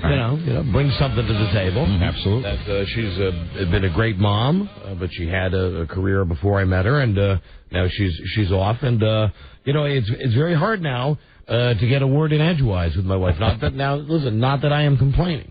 She's excited. She's excited. She's talking about it all the time. And it's almost to the point, I guess, where she sat through it with me for 22 years, but it's almost to the point now where it's like turnabout is fair play to say, okay, enough. enough. And then the opposite, because she knows how to work the reverse psychology on me. They all do. I mean, all wives do, all girls do, all women do. Right. She figures out that, well, maybe she's talking about it too much. Well, then, like today, she just no contact. She leaves the house. I mean, everything on the surface is fine. She says, okay, have a good day. I love you. I'm going to work. Mwah. She leaves. And, you know, I'm in glorious solitude. And then I needed a question answered. Where are the suppositories? And I called, and I just got the voicemail. And then I called when I got to work, and I got the voicemail. And then I called during a commercial break, and I get the voicemail. And then, like 2 seconds later, the phone rings. So she calls back. That's nice. So she says, "Hi, are you looking for me?" And I said, "I'm just checking in, just seeing what's going on." And she said, "I can't really talk now. I'm at lunch with my new boss." Male? Yes. And from what I can't speak in great detail yet. Right. But I believe more than one, more than one fella. More than one man? Yes, more than one man. Young man? Don't know, Mike. Haven't pried that deep into it yet. Because you can't do that, right? You don't. Right. You don't want to do that because that'll just get it all going, and she'll use it against you. It's the worst move in the world. So with a body like yours, you could go places. No, I don't, and I don't have to take it anymore. For all I know, she's just rolled out of the sack and she's in the bathroom brushing her teeth, and she goes, "Oh, jerk face called me. Hold on, just a second." Right. Oh, hi, honey. How are you? Okay, all right, bye. And then she goes, "Now, I'll go." You know what I like to do, Frida? I fire a gun. I'm sure that's not happening, but the king of real estate. For goodness sakes, she did not even ask about my dentist appointment. Wow, that's how wrapped up in her own life she is now. Was this your standard dentist appointment? You're cleaning, or was this anything major? Well, it started off to be standard, and ended up went in for the teeth cleaning, went in for the regular, Are you still going to the dental college? No, only to the barber college. Oh, okay, forgive me. Super. So I went last week, and they said dental college. Here's good news and bad news. Good news, your teeth are okay. And they did that thing. We've scraped all the junk off them, and I got the lecture about flossing more. And then you don't floss a lot. Well, I think they just say that to everybody. I do, but I think they. How often do you floss? At night. Yeah. Once a day? At night. Yeah. I mean, I know some people are anal about it. I do it, at night. I think it can become addictive. I don't like it. Buzz and I are kind of weird about it. I like the pain. Not me. There's something. Maybe it's the squirrel in me, but I enjoy the little morsel of steak that will pop out from between the teeth 5 to 6 hours after you've already had them. Aged beef. When you go, man, that's. I don't know whether I've got any gum problems, but I was flossing the other day, and on the back molar, between the two back molars, and the floss went right up through the gum into my cheekbone, just like butter. It's not good. I'm going through the thing, and I'm going there, and they said to me, everything is great, but you have a cavity. You have a cavity. First time in a while. First time in like 10 years. So you got to come in and have the cavity filled. So you know me. I'm very pain sensitive, and also kind of a recluse. Right. That when I go to go to a store, go to the dentist, go to what I just like being very low profile. I just like blending in. Right. And you go into the dentist office, and they have the beautiful music station on, or the classical station, and for whatever reason, because it's a dentist office, even though they're not doctors, they're dentists, still everybody speaks in the slow measured tones. Hi, you've been here before. Oh, I see it's 6 months since your checkup. Any information changed? Have a seat next to the Highlights magazines. and the doctor will be out shortly. Right. So let's play with some toys. So I'm sitting there, and I'm waiting, and he comes around the corner, and he says, "Are you ready?" And I'm thinking, what the F is going on here? This is just my regular dentist. He says, "Are you ready?" And he's never animated like this. And I said, "Yes." And he said, "Please take him to room number 2." And I'm thinking, I'm going to be fondled. My butt's going to be bleeding, right? Done with this cavity. I sit down in his chair. He gives me the whole thing with open wide, and then does that thing with those little pieces of cotton that they use they're little tubes, right? They look like little suppositories. They do. I don't know why everything looks like a suppository to you. I don't understand what's wrong with me today. So he's got these things, and he's got the thing going. And I've always got drool coming out with it. Did he look anything like Steve Martin? He did not. But it was at this moment that he mentioned, how is the show going? And then I said, well, and then he just, he laughed. They don't care. He went, I only asked because I knew you couldn't answer. Right. God. And see, they're all sadists. Yeah. But no, hold on. I want to give this guy some props. Okay. He said, now I asked you if you were excited. And I know you're not excited about getting a cavity filled, and it's bad, and I know that you're going to try better not to get cavities. But I want to show you something that I have in this chair, in this particular room. And he turns on a light, and up in the corner, there's a television set. Now, I'm thinking to myself, maybe this is something they use to monitor, when they're going to do camera, oral surgery. Yeah. Was it porn? No, you know what it was? What? It was cable TV. Yeah. Guy says to me, what would you like? HBO? Right. I mean, he's got HBO, Cinemax, ESPN. Mm-hmm. I say, I'll take ESPN. He said, I've already seen it. Now, I'm thinking, because he's got the things, I could send it to him, but I feel like saying to him, listen, hey, Dick, what does it matter if you've seen it? You should, in theory, have your back to the television and be looking at my mouth at the cavity, not looking at the TV. So SportsCenter was on and he'd already seen it? He had already seen it, so he said... He sounds like he might have been effing with you. No. He was serious? I've seen this. He didn't want to watch it? He said, do you like Montel?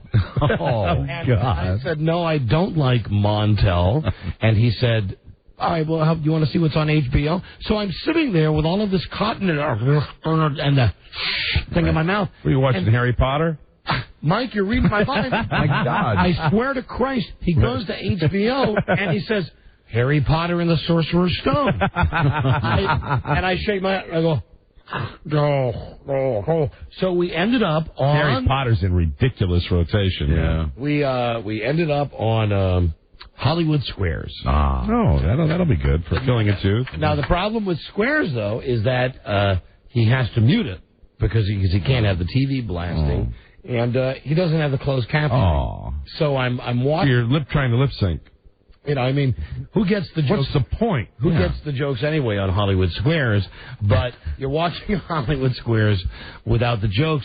So I'm trying to tell him at this point that I want to change the channel. ESPN would be just as bad, though, wouldn't it? Yeah. No captioning? No, you see the highlights.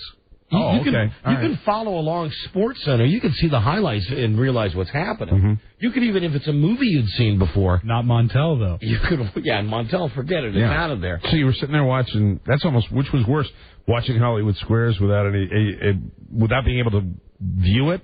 Yeah. So I mean, really get the jokes or having your tooth filled, which was worse. See, and maybe this is on his part because I'm a nervous guy in the dentist chair. I wasn't thinking one iota about... Don't you think really, if you could, you really had your choices, that porn would be probably the best thing to watch when you were having a tooth filled? No. Especially you're into like S&M or something like that. What if you want to rub one out? Well, you resist the urge. You're not going to do that right there. There's no need for porn if you're not going to rub one out, so I'm watching... You mean you've never watched porn without... having to rub one out? I've walked by it. Mm-hmm. I've walked by computers. Someone will have a magazine and say, oh, look at this. Right. But I've never sat down to watch it without working, mm-hmm. my man. I've never just sat down and said, oh, what's on? Oh, fantastic. Black Angels. I haven't seen this one. I've watched porn without working, my man. Mm-hmm. Really? I've ordered porn without working, Was it after you had worked your man? Nope. So you just watched it? I've done it when I've actually been watching television and gotten so bored with what's on. You know when you go through all the 5 channels? Yeah. And you get down to Independent, and you get down to Sundance, and you're flicking so passionately that you stumble upon 594 or 593 when you buy the 5 channels, and you go through all the channels, and it's just horrible. It's like, God, is there anything on it? And it's like, well, why not? Right. And I've done it that way. That's how it's happened. Oh, no, never. But I haven't had like somebody's coming over or something like that. No, God, no. That's. I mean, why watch porno if you're not going to work your man? Well, because it's not boring sometimes. Mm-hmm. Yeah, but you could certainly find. Well, hell, you can. No, I literally, I remember this, like over the summer. I know I did it. I watched. You mean if you're sitting at home and I was so bored one day because there was nothing on television. Nothing interests me. Let's see what's on. And I didn't have the time commitment to get a pay-per-view movie. Right. Joan of Arcadia, I hate that. World's Funniest Videos, I hate that. And these movies that they throw at you that are so obscure, and I go by title. I don't. But Mike, it's pointless to watch porno without working your man. Well, I don't know whether it's pointless. It was a diversion. Isn't that what television is? Educational and inspirational. Oh, but you got to have the sweet release. I mean, otherwise you've wasted $12. Sometimes the lack of the sweet release is good too. Mm-hmm. No, I'm not one of those guys that believes that you just go and then you don't let it go so you build up more. I don't believe that. Because you got an endless supply. The guys are working overtime in your factory. Use it or lose it. In the test. But I mean, that would be the reason if there's absolutely nothing on. Well, I think you're much more amused by the Magic Box than I am, though. You can watch that TV Land crap. Yeah. Oh, and I mean, be totally entertained. I can't. I'm really narrow. It's really like the 501 channels. That would be HBO with the movies, Cinemax, and the networks. And then I don't go deeper than that during the day because I don't like the Food Network or anything like that during the day because they run garbage. Garbage. That's what that porno guy. But I mean, I remember doing that. I know I've done that before. Not a lot. I don't do it a lot. These women are garbage. So I finally, because he's watching Hollywood Squares, I say, and he takes a moment out and he takes everything out of my mouth because I guess he's done with the drilling, but he still has to pack something or glue something in. He says, "Do you not want that on?" And I said, "No." And I had a little Novocaine, a little shot, so it was like. No, I will marry you. Yeah, doctor, please put on some porn. I got that tard sound. I'm going to rub one out, though. No. So he was standing there. I'm going to watch porn without rubbing one out. He was standing there while the hygienist is just waiting for him to finish. How was she? The dentist, I have to ask. Older. She reminded me, of that great actress that was in Porky's. Really? The woman who played the gym teacher in Porky's. Miss Ballbreaker. Oh, really? Yeah. Oh, that's nice. See, I mean, really, aren't dental assistants and hygienists really, aren't they the flight attendants of our modern times? They are at the office I go to. Not in mine. Don't we go to the same one? I think we might. Dr. Dana? Yeah. Sure, yeah. I got to go. Yeah. Yeah, apparently I'm on the Delta Airlines of doctors. If dentists ever do porn, this will be the office. Yeah. Has it gotten better? Oh yeah. No offense to these women. Rob goes there too. Buzz, Rob, and I have the same dentist. I understand that. Mm-hmm. Dentist to the stars. That. You like your dentist, though? Well, I've been going to for 10 years. Okay. I'm one of those. I'm loyal. Yeah. No, but I know dentists. It's all about loyalty. I remember when I moved out of Maryland, and it killed me. Mm-hmm. So anyway, here's the point of this whole dumb thing that I found funny: that the dentist stopped the procedure, took everything out of my mouth, made Nurse Ballbreaker wait for a second while he stood there and scanned through 30 channels, and I finally decided on the Weather Channel. What a lame choice. But probably, with no sound, probably pretty good. Yeah, absolutely. Right. Weather Channel, you can get it's all graphics. So, I'm there watching whatever the hell's going on in Florida right now, where it's sunny, or I guess New Orleans. Did the hygienist resemble the Ballbreaker, or did she resemble the... I got to go back to this place. Was she closer to the waitress in Fast Times at Ridgemont High at the German restaurant. Oh, Mike, she looks like Mrs. Santa Claus. If you must have, that's lovely. If you must have a face, that's lovely. Because I got to go back in this. She's white-haired. I'm sure she's got white hair somewhere. Oh, God. Let me just, now you're going back. Let me just say that. White hair somewhere. No, celebrity? Maybe not. No, I'm going back. I've been there for 10 years. Sure. Bonnie Goss. That's who she most resembles.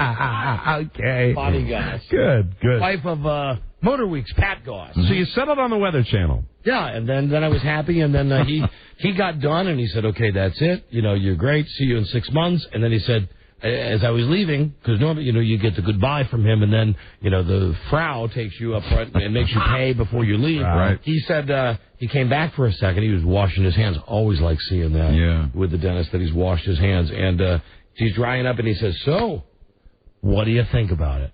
I said, oh, the TV?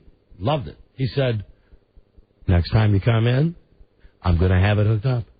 Bring your favorite DVD. Oh, like Casino. And I said, porn. I said that if oh boy, if you had a real sense of humor. Yeah. If you had a real sense of humor. Okay, now there's a difference now. This is radio me, then there's real life me. I know. I do have a sense of humor. I know, and you go there all the time. And if it was just as the potential for comedy. If you have a casino case with a porn in it. If it was just him, I'd do it. But you've got some old grandma standing there. See, that's the problem. At the one that we go to, that joke, well, no, we couldn't do that joke either. Oh, they'd stop and watch it. God, it's great, though. Yeah. Putting on porn when you're not supposed to is...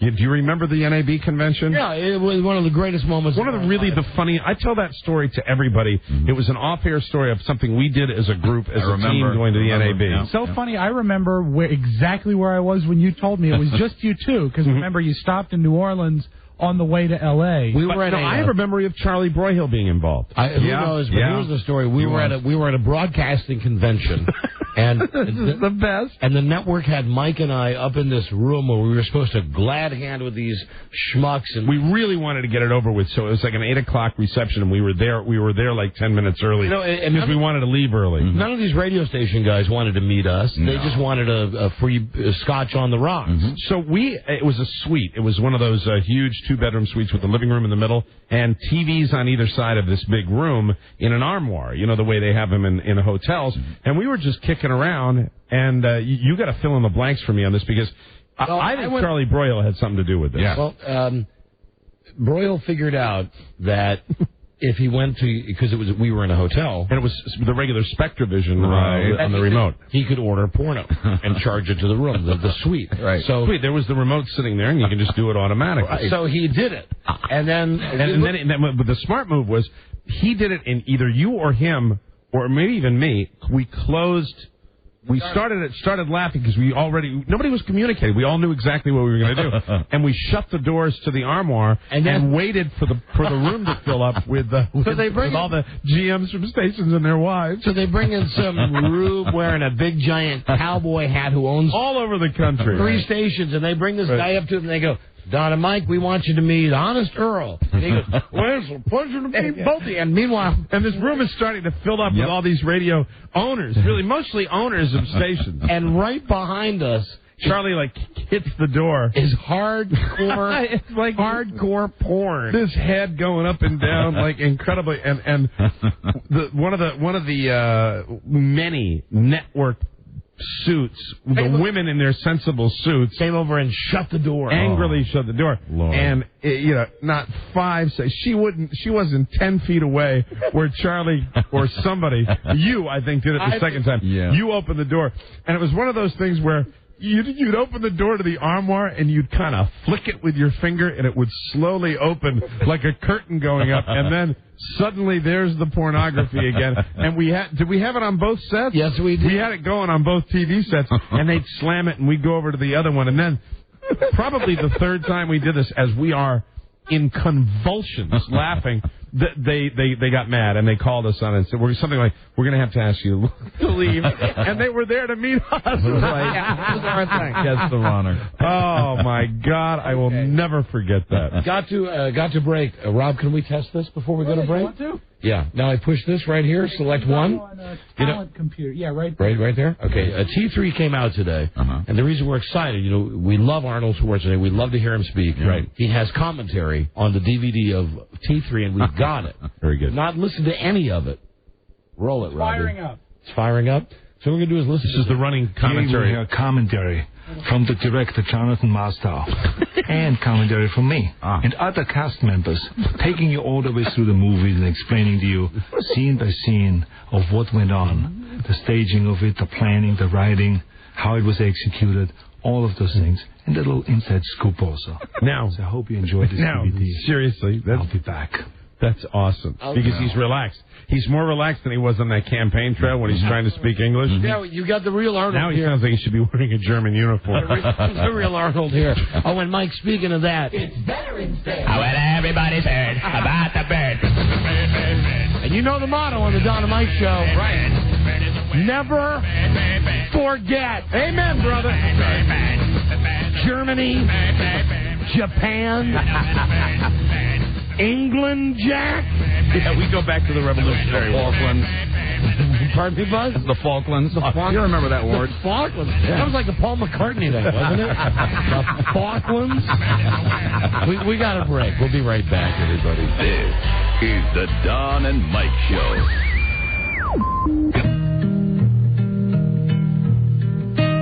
Good God, man. What are you waiting for? The time is now. Make the switch to singular, or you'll be sorry. The Sony Ericsson T226 is free after a $20 mail-in rebate and has a free camera attachment with a $50 mail-in rebate. It's quite a phone. The Sony Ericsson T226 allows you to take pictures and email them instantly because it's wireless internet capable and also has a lovely 512-color full graphic display. That's tasty. You'll love the picture caller ID, and it can download games. Wow, it'll make your miserable, dreary life fun again. If you want a calling plan for the whole family, you keep connected with Family Talk. Add a line or your calling plan to $9.99 per month. Plan starts at $39.99. Pay no roaming and no long distance. So what are you waiting for, you fool? Make the switch. Make it now. Make it. Come on, do it. 1-866-SINGULAR. Log on to singular.com or visit any Singular wireless store. Make it. Do it. Come on. Get it done. Go on. Make sure them tell you. Make sure we sent. Yeah. On, you fool. WJFK. I never get that part of that. The Don and Mike Show. What part? This is the Don and Mike Show. The endorsement part.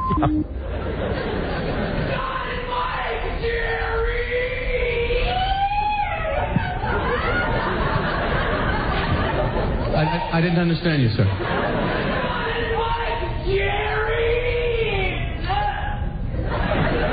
No, I was right the first time. I don't understand you. Well, thank you, sir, whatever that was.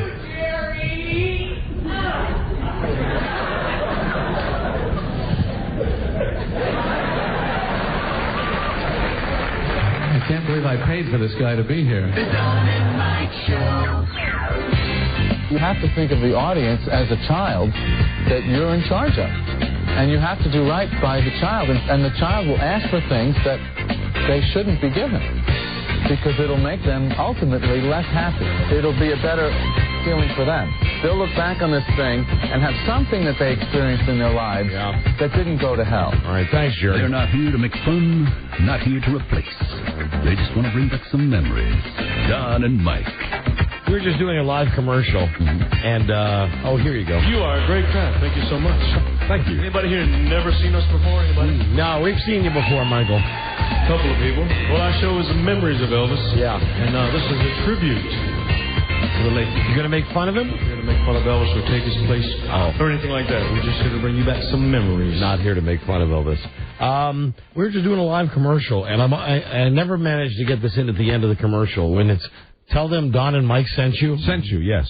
Now, do they actually track that? Like find out? Yeah, actually they do. If somebody goes to buy a phone, well, wouldn't you think if they Who sent you? That's what most stores say now, though. They say, Who sent you? You know, for my money, that pisses me off if I go into a store and I'm buying a product anyway, and then they say, oh, yeah, where did you hear about us? It's like, well, what do you care where I heard about you? I walked in and I bought the thing. But they do that in a lot of stores. They want to know. And I have a pat answer when they do it. What is it? I say, your mother. I have never,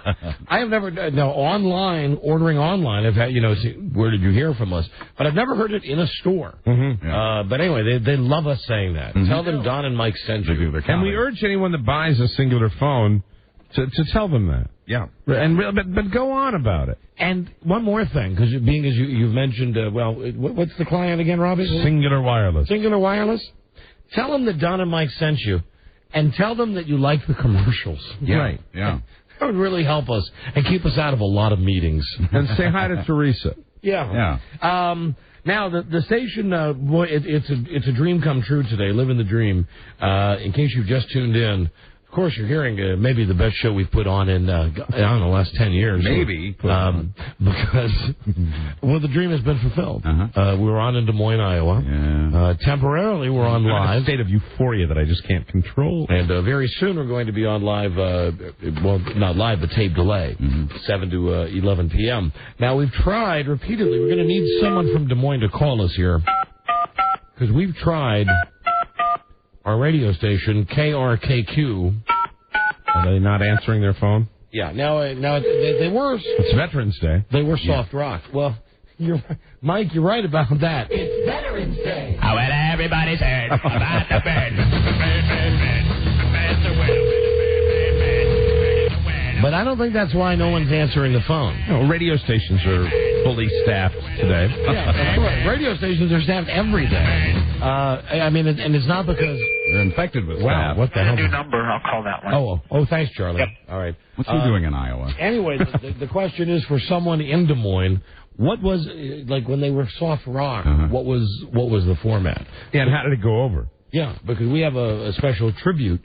Our listeners have heard this a couple of hundred times already. Whenever a certain celebrity is in the news, a dead celebrity, but it's a way of welcoming those who listen to the former soft rock station. That's right. And Buzz, yes, I'm guessing you don't have this in the news today. If so, I apologize, but it's in my wheelhouse. What do you got? From Salt Lake City, where we're heard every day, and this to me is amazing that we've actually not only managed to stay on the air in Salt Lake City, but they keep sending us notes that the ratings are going up. Yes, we're getting great ratings in Salt Lake City. So who would have thought? And there's a reason I love that city, and here you go.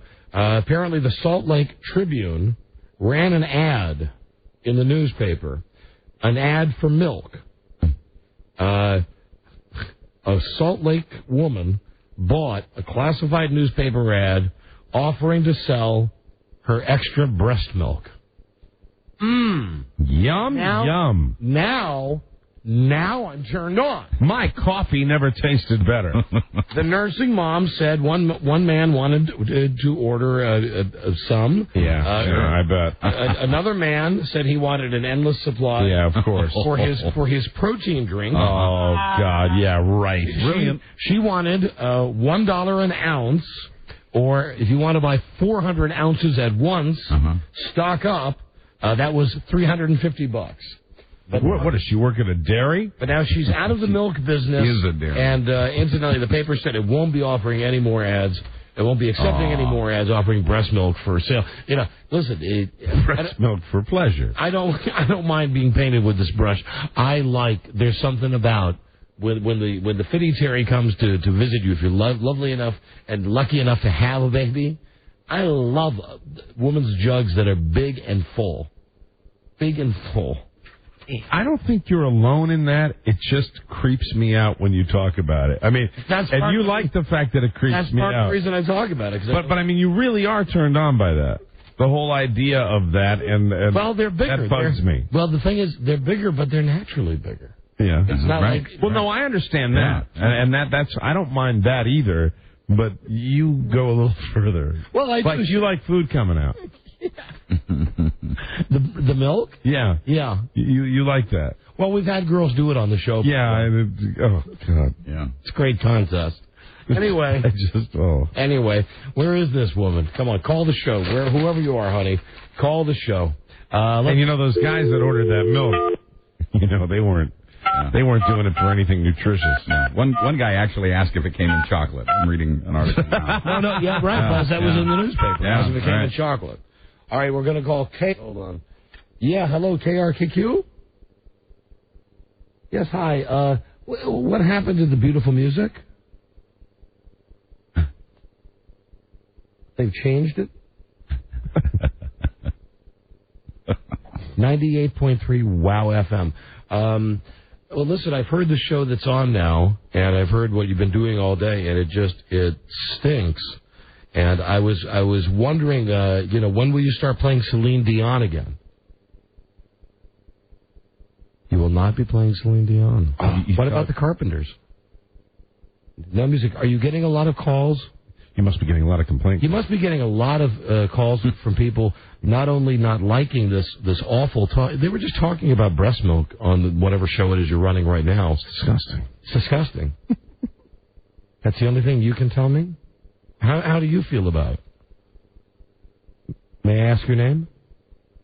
Jessica. How do you feel about it, Jessica? The format change. It's okay. Mm-hmm. Jessica, you know I'm the disc jockey, one of the disc jockeys. Oh, you didn't know that. You want to go on the air? Sure. Okay. Oh, cool. All right, good. What the hell? I'm wasting time. Hold on, it just hung up on her. Oh. Well, she'll answer it again. Yeah. Well, that's got to be permission to put her on the air. Mm-hmm. I mean, here I am wasting time, dicking around, and she's willing to go on the air. And she said, yeah there. Hello. Something like that. Hold on a second. Hello. 1-5. Hello. Hello. Jessica. Hey. Hello. Great Day Citadel Broadcasting. This is Jessica. Jessica, hey, it's me again. Hi, you're on the air. It's Don and Mike. It's both of us. Hey, Jessica, how are you? Good. How are you? We're doing great. So you can please be brutally honest with us. Sure. First, let me tell you, it's a dream of mine and to finally be on in Des Moines. We have been waiting a long time for this, Jessica. Wow, knocked me over with a feather time. Jessica, this station KRKQ, before they played soft rock, are you getting lots of calls from people saying, where is our soft rock? A few calls. Not too many. A few calls. Are you inundated with complaint calls about the Don and Mike show? No. Not one. You can be brutally honest. No, that's bad. Now, was anybody listening to the station when it was soft rock? Oh, I'm sure there were, yeah. I mean, well, the ratings couldn't have been that great, right? Because the station... They wouldn't do the format change, changed format. Well, I'm not sure about that. I don't know about all that technical stuff. Okay, that I so you don't handle the day workings. No. Yeah. But before, when the station would play, Phil Collins, Billy Joel, the Carpenters, stuff like that? I don't know about the Carpenters, but Billy Joel, yeah. No Carpenters? That might have been the problem. Well, we have a special treat now for anybody who... And what did the station used to be known as? What was its moniker before it was Wow FM? It was Soft Rock the River.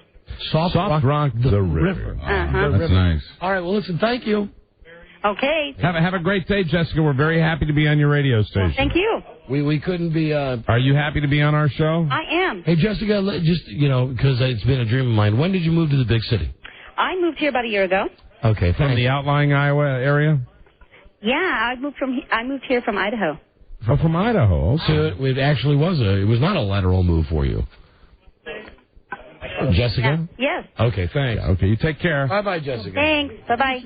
Bye-bye, then. Oh, who's the celebrity you think you most resemble, Jessica? Me, Gloria Stefan. Ooh. All right. All right. Hey, who knew baby. I didn't know there were any Latinos in Iowa. Hey, now. I thought lots of them here. It's Latina. You know, Latina. You know what's funny, though, is that even though she's a Latina or whatever it is, right? She talks with that Fargo accent. She might not be a Latina. She might just look like Gloria. Are you a Latina? I am. Oh. See, I knew. Oh, do I love me Latinas. All right. Are you married? I am. Oh, okay. I am. All right. Well, you know our rule. Did you, I had a Jack O'Brien wanted to talk to you guys. Eating ain't cheating. Oh, now we have Scott Farkas. He's our general manager. He wants to talk to you. Scott Farkas? Like from A Christmas Story? Kidding. This can't be his real name. That can't be his real name. Oh, my God. Okay, hold Great on. DJ name, though. Hey, Scott it was nice Farkas. talking to you, okay? Scott Farkas is the guy with the yellow eyes. That's right. That's great. That's great. Hold on a It minute. can't be a real name. Scott Farkas. What's next? Eddie Haskell? I love Scott Farkas, man. Oh, man. Is this Scott Farkas? It is, man. Is that's not your real name, right? Hey, you know, the Christmas Story is Yeah. baby. All right, there you go. That's I had no green teeth, but, you know, I was there when it was created. All right, that's a good fake name. That is a great fake name. So you were soft rock. Were you there when it was soft rock? I was here when it was soft rock. Oh, so now was it automated or did you have to fire a bunch of people? No, it was Bob and Tom in the morning. We were live in midday and automated the rest of the day. Automated left. Yeah, it's true, you know, 2003 radio, you know. Sounds great. And that moniker, The River, how did you come by that? Actually, that was before my time, and I have no clue. And you're the program director? I'm the general manager. You're the general manager. And so on your GM business cards, you put Scott Farkas, too? I do. Matter of fact, my little sister sells radio against you guys up there. Really? In your home market, yeah. Is her name Farkas? No. No, he didn't. She changed it to Burke real fast when she got married. It would be her, because Farkas is his real name. So we're on now, but then you've got some bass-backwards plan to run us at night. Why is that? Why not just run the show now when it's on now? It is running now. Yeah, but that's temporary. We were You guys told. give us a reason to keep it this way. You got a lot of people say, you know, they're better at night. No, listen. We ain't your puppet, my friend. Listen, here's the deal. You like the show, you pick up the show, you run the show. Hey, you know what? I like this show. Okay, so good. So is what you're saying? The boys from New York will be here this week, and next week we'll talk. Are you saying that there is a chance the show will stay on in this time slot? Well, you never say never. Hey, this is what I hate about the people. Oh, I hate radio people. I know, don't be stuck. I mean, it's awful. Oh, dear. Here's the original thing I got. You have the press release? Yeah, Share that with Mr. Farkas. In your file cabinet. I wrote the press release. Yeah, I'm aware. No, you didn't. In the interim, until some guy on Fox News channel comes on. Wait, what? Are you waiting for Bill? Don't do that. You're waiting for Bill O'Reilly? You don't want that. Nah, no Bill O'Reilly. This guy, you don't want this guy. Who is it then? Who else? Well, what is the guy? Are you waiting for the guy that's on with Sean Hannity? Or we're waiting for Mr. Hannity. Sean Hannity? Mr. Hannity. Oh, no. We don't want that guy either. Yuck. Oh, God. You suck. Oh, that's bad. I hate to disappoint you guys. You know, I Well, really yeah, like your general manager a lot. Then why didn't you just be straight with us from the start that if you're waiting for Sean Hannity for whatever reason, why didn't you just say to us, hey, we're going to run you until Sean Hannity's show is available? I believe that was said by other people. Oh, okay, nobody told us. And you never know; things could change. See, now that's where I start. That. That's where I start to hate you, though. Yeah, I know that is, but you know what? It's I'll be very honest with you guys. People really like you. Of course they do. Go figure. And most people. A couple of Yankees from D.C. Go figure. We're in the middle of the heartland of America, baby. This is where your food comes from. You know. This is why we should not talk to these people. I know. We should never have conversations. It's bad enough to talk to talking to general managers. I think I'm bleeding internally. Yellow eyes. Hey, we still have a Democrat who's governor. Figure that. You don't care about that crap. The best you can do for us there, Mr. Small Time, is just run the show from 7 to 11 at night and enjoy the fact Mr. Small Time? Yes, Mr. Small Sounds like Time. we're going 2A to 5A, baby. Yeah, well, that's weird. You can do whatever you want. And I want to tell you something I have just made in my pants. I'm so scared about that. You know that the USA Today could have just done a full-color graph of the way this relationship deteriorated? Yeah, it started out. We did like the Scott Farkas, and now it's bottoming out. And it's taken all of 5 minutes, Rob. Well, because he's got to wait for the guys from New York to come down. Mm-hmm. Because unfortunately, I guess you can't. Do you have to call them every time you want to go to the bathroom? You got to call them from New York and go, man, I got a killer BM. Well, we were just canceled in Des Moines, ladies and gentlemen. No, we're still on. We're still on. You're still on. You're still on. I guess it's kind of up to you guys. So listen, no. Here's the thing, dude. Listen, here's the thing. Please, regardless of what you do with our show, let this be a lesson to you. And I'm swear to God. No, seriously. No, listen, I have an 18-year-old son, a college freshman at Clemson. I swear on his life, I'm telling you the truth now. This is not a bit.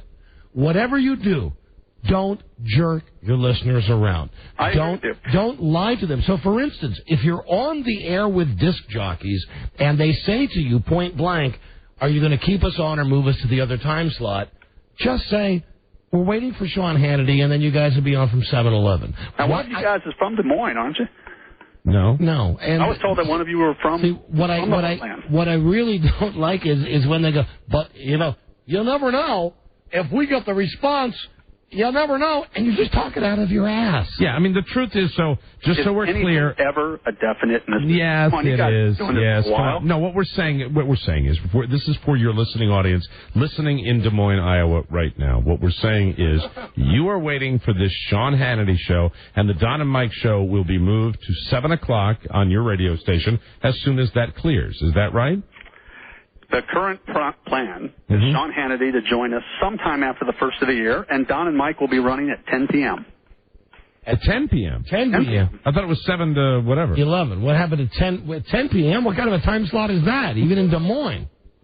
Well, yeah, we could make it 2 a.m. That's not a problem. See, the thing. I mean, nothing's a definite. It's a definite a-hole. It's our first day on the air. You are such an a-hole. You really are. Excuse me? You heard us. I know I didn't, actually. We said you're an a-hole. Well, I appreciate that. I've been called better and worse. Yeah, I mean, really, it's just... I grew up in D.C. I know how it operates. You know how what operates? I know how you guys operate. How we operate? Yeah, I know the station pretty well. I don't think you know our station. I don't think you have a clue about how we operate. Maybe not. I really don't. I guess that's up for you to decide. All right, but you know what? I feel great about what we're doing. Oh, God. Listen, Dick, whether you run us at 2 in the afternoon or 7 at night or 10 o'clock at night, I don't give a rat's ass. Just try being honest to your listeners. We're always honest. And the contract... It's very straight with our listeners. The contract that we have, the information that we have from Westwood One says you'll be running the show from 7 to 11 at night. Okay, well, whatever the contract says is what we'll abide by. I want to just tell you something, man. I haven't either you must be scary talented, or you've got way too much confidence to be working in Des Moines. Do you get what I'm saying? It's like you got the balls of a big timer, but take a look out the window, dude. I know, I'm in the middle of nowhere. It's great. Right. We just whenever we sign you know on. what? You know what the difference is between where we are and where you guys are? When people walk down the street in Des Moines, they smile. And what? And in Washington, D.C., people don't smile? I've never seen a smile. I was there for 10 years. I never saw people smile on the street. Are you a failed radio guy from this market? No, I didn't do radio in the market. Well, you've just now see what there's no good. I grew up in Washington. No, you grew up in Washington. You have just alienated our largest listening percentage of the audience in Washington. What's your problem, dude? You know what? People need to smile. Life's too short. We're not smiling now. Well, you guys hang in there. Have faith. Midwest won't let you down. Oh, God. No, I'm not worried about the Midwest. I'm worried about you. We're very successful in the Midwest. We have no problem with our listeners and the whole process. It's guys like you that muck it up. Some of our biggest success stories are in the Midwest. Here's they are. It's a great area. Here's the thing. Let me just hip you to what we're doing. We didn't call to speak to you. We called to talk to the receptionist. We were going to do it because we were going to do a thing about soft rock. She put us through to you. You suddenly look at this as an audition to do your own talk show. Just F off. Really? Based on the way this is going, maybe I ought to consider that. Yeah. Now. All right. And the threats, my God, more threats to cancel. What is your problem? Who's threatening to cancel? Well, you said, we'll run you at 2 and then, F off. No, that was you guys who said that. No, I'm saying, why are you doing this? You are an a-hole! Listen, I hate general managers. Run the show. I know. God, you probably hate those paychecks you get, too. But you have nothing to do with our paycheck. Just run the show. You sign the contract. Just run the show. We don't even run the show. We don't even mind that you're using us as a Band-Aid now in the middle of the day. But my God, what credibility must you have with your listeners now? They're listening to you. They're listening to you live on the radio. You're the general manager, and you want to come off like a swinging dick. Not at all. And now I think we're providing a pretty neat show in the afternoon right now, don't you? You know, there are moments that our anger with you and our angst with you is very real, and I think people pick up on that because we have had conversations like this in the past. It has not gone well. It has been very awkward. It has been very difficult. I am sure that is entertaining to a segment of our listening audience, but it takes nothing away from the fact that we are being honest. We're trying to move away from this now. We didn't call to speak to you. We wanted to find out when you got on the phone. We wanted to find out, what are you doing? And instead of giving us the straight stuff, you were doing like shtick. And we're kicking butt and taking names. It's a great news. Yeah, because in the last 10 minutes, it's really turned around, and all of Des Moines has the water cooler talk in Des Moines is. Have you heard this guy on the air with Don and Mike? This is crazy radio. We just want it straight. We just want it straight. That's all. That's all we want. And really, when we get into trouble is when we don't get it straight. That's so. Why don't you just what's the regular time? So just so we know before we get off the car. The regular time you're planning on running the show in Des Moines on a daily basis. The regular time. Right now, the regular time is from 2 p.m. to 5 p.m. And that will change eventually? You said after the first of the year? What about 7 to 11? Are you going to rerun the show from 7 to 11? Yes, we're planning to. Starting tonight? Beginning, I believe so. So you see right away you've already contradicted yourself. Oh, right now, the way it is today, you guys are our guys. 2 p.m. to 5 p.m. You follow the mayor of Des Moines. That's pretty impressive. So wait, 2 p.m. to 5 p.m. and then a rebroadcast? And then we're rebroadcasting you overnight. Overnight, like 10 p.m. to 2 a.m. 10 p.m. to 2 a.m. Okay. Yeah. So that's what's going on now. And then when Sean Hannity comes on, then we will be on at what time? 7 to 11? At this point, I don't have a contract, so I can't really give you a straight answer. All right. Well, then I believe you may be being honest there. Good answer. Yeah. Now, what was the problem with that as opposed to all the stuff from like 10 minutes ago with, we'll see what happens. We might put you on at 2 a.m. if you keep it up. I know Washington. Nobody smiles there. Now, you've listened to the show before in Washington? Yeah, sure have. So you know how we feel about management. I know exactly how you feel about management. And much the way that management probably feels about you. So. Yeah, you know what? That's fine. I hate the nervous laughter, but that's fine. Yes. See, but the difference, here's the difference between us. The thing is that really it comes down to talent. And the point is that you can do anything you want on the radio, but if you are able to garner a large audience, that's my point. You can do anything. You can do anything, and guys like you mean as far as where you're putting the show? Yeah, right. Yeah, absolutely. Guys like you just drive guys like me nuts because I get the letter and I'm thinking, all right, a little spotlight here on Des Moines. And you've turned this into an awful experience. Well, really, you're not a goodwill ambassador for your city, for your radio station, and you have alienated Washington D.C. And you are you are a tool. Our show will probably survive in Des Moines despite you, but we now know exactly where you stand. There's a possibility your show might actually thrive in Des Moines.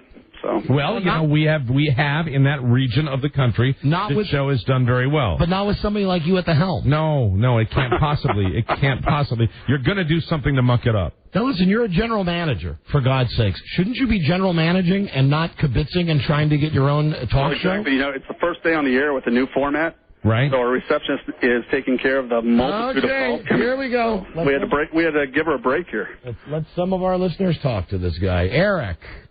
Hey, Don, Mike, how's it going, fellas? Hello, Eric. My friend. Hey, you hillbilly-ass dick. Listen, don't F with your listeners. P-O-S. Okay, all right. Now be calm. Very clear message, though. Don't F with your listeners. I see you guys have a good 7-second delay system there. Mm-hmm. These calls are coming from Iowa, from your home state. Hello, Don and Mike show. Don and Mike. Yes. Yeah, we're right here. I usually listen to the Eastern Iowa station and then went over to the Des Moines station, but with this dick, I'm going to go back to the Eastern Iowa station. Uh-huh. We just as soon have him move back to Washington. Well, there you go, sir. There's some market feedback for you. Oh, yeah, I'm shaking. See, now, here's the thing. See, you want to be a player. You can't let it go. You got to do, oh, yeah, I'm shaking. Mm-hmm. Oh, why is that? That's like a guy that gets in a ring with Mike Tyson and says, he doesn't look so tough. You know what? We've hit a home run today. You guys are part of that home run. You ought to enjoy it. No, listen, I want to tell you, if your station hit a home run between 2 and 5 p.m., it had nothing to do with you. Nothing, because you've only been on the show for the last 10 minutes. And the only reason you've been entertaining on the show the last 10 minutes is because we've been here. I would agree with that. That's what you're paid to do. I'm just the general manager. Right. So shut up and get off the phone. There we go. You guys have a great day. Bye-bye. Bye-bye, then. Bye, then. That one. I hate him. God. Another one. Add another one to the list. It's been Ladies and gentlemen, I swear. It's been a long time, hasn't it? We don't. It's been a real. while. It's real. They're just like that. Normally- Some of these guys. It has nothing to do with Des Moines. It has everything to do with radio management. Normally, someone that smarmy's in a bigger market. I don't know Yes. what's holding him back. I know what's holding back. It's that whole. Listen, he's got the whole. I'm shaking. Small market complex. He was young. Yeah. Too young for the gig. Ageless. Gets into his Corvette. Big time GM tag on it. Personalized tag. Iowa DJ. Iowa GM. Hello, Don and Mike show. Hi, Don. Hi, Mike. Hi, Buzz. As you said, don't get me wrong. Nothing wrong with Iowa. Nothing wrong with Des Moines. But Right. listen, that guy is just a loser. Hello. Well, wait a minute. When I was living in Denver, Colorado, I was working for a large restaurant chain, and I was in my early 20s. And the supervisor for the unit in Denver came from Des Moines. And he said he enjoyed coming to Denver more than staying in Des Moines because all the ugly people live in Des Moines. No, come on now. True. No. See, here's someone who's just reacting to what that guy said. The guy put Disc DC, and that's why that call came in. Right. Well, it has nothing. I want to make it very clear.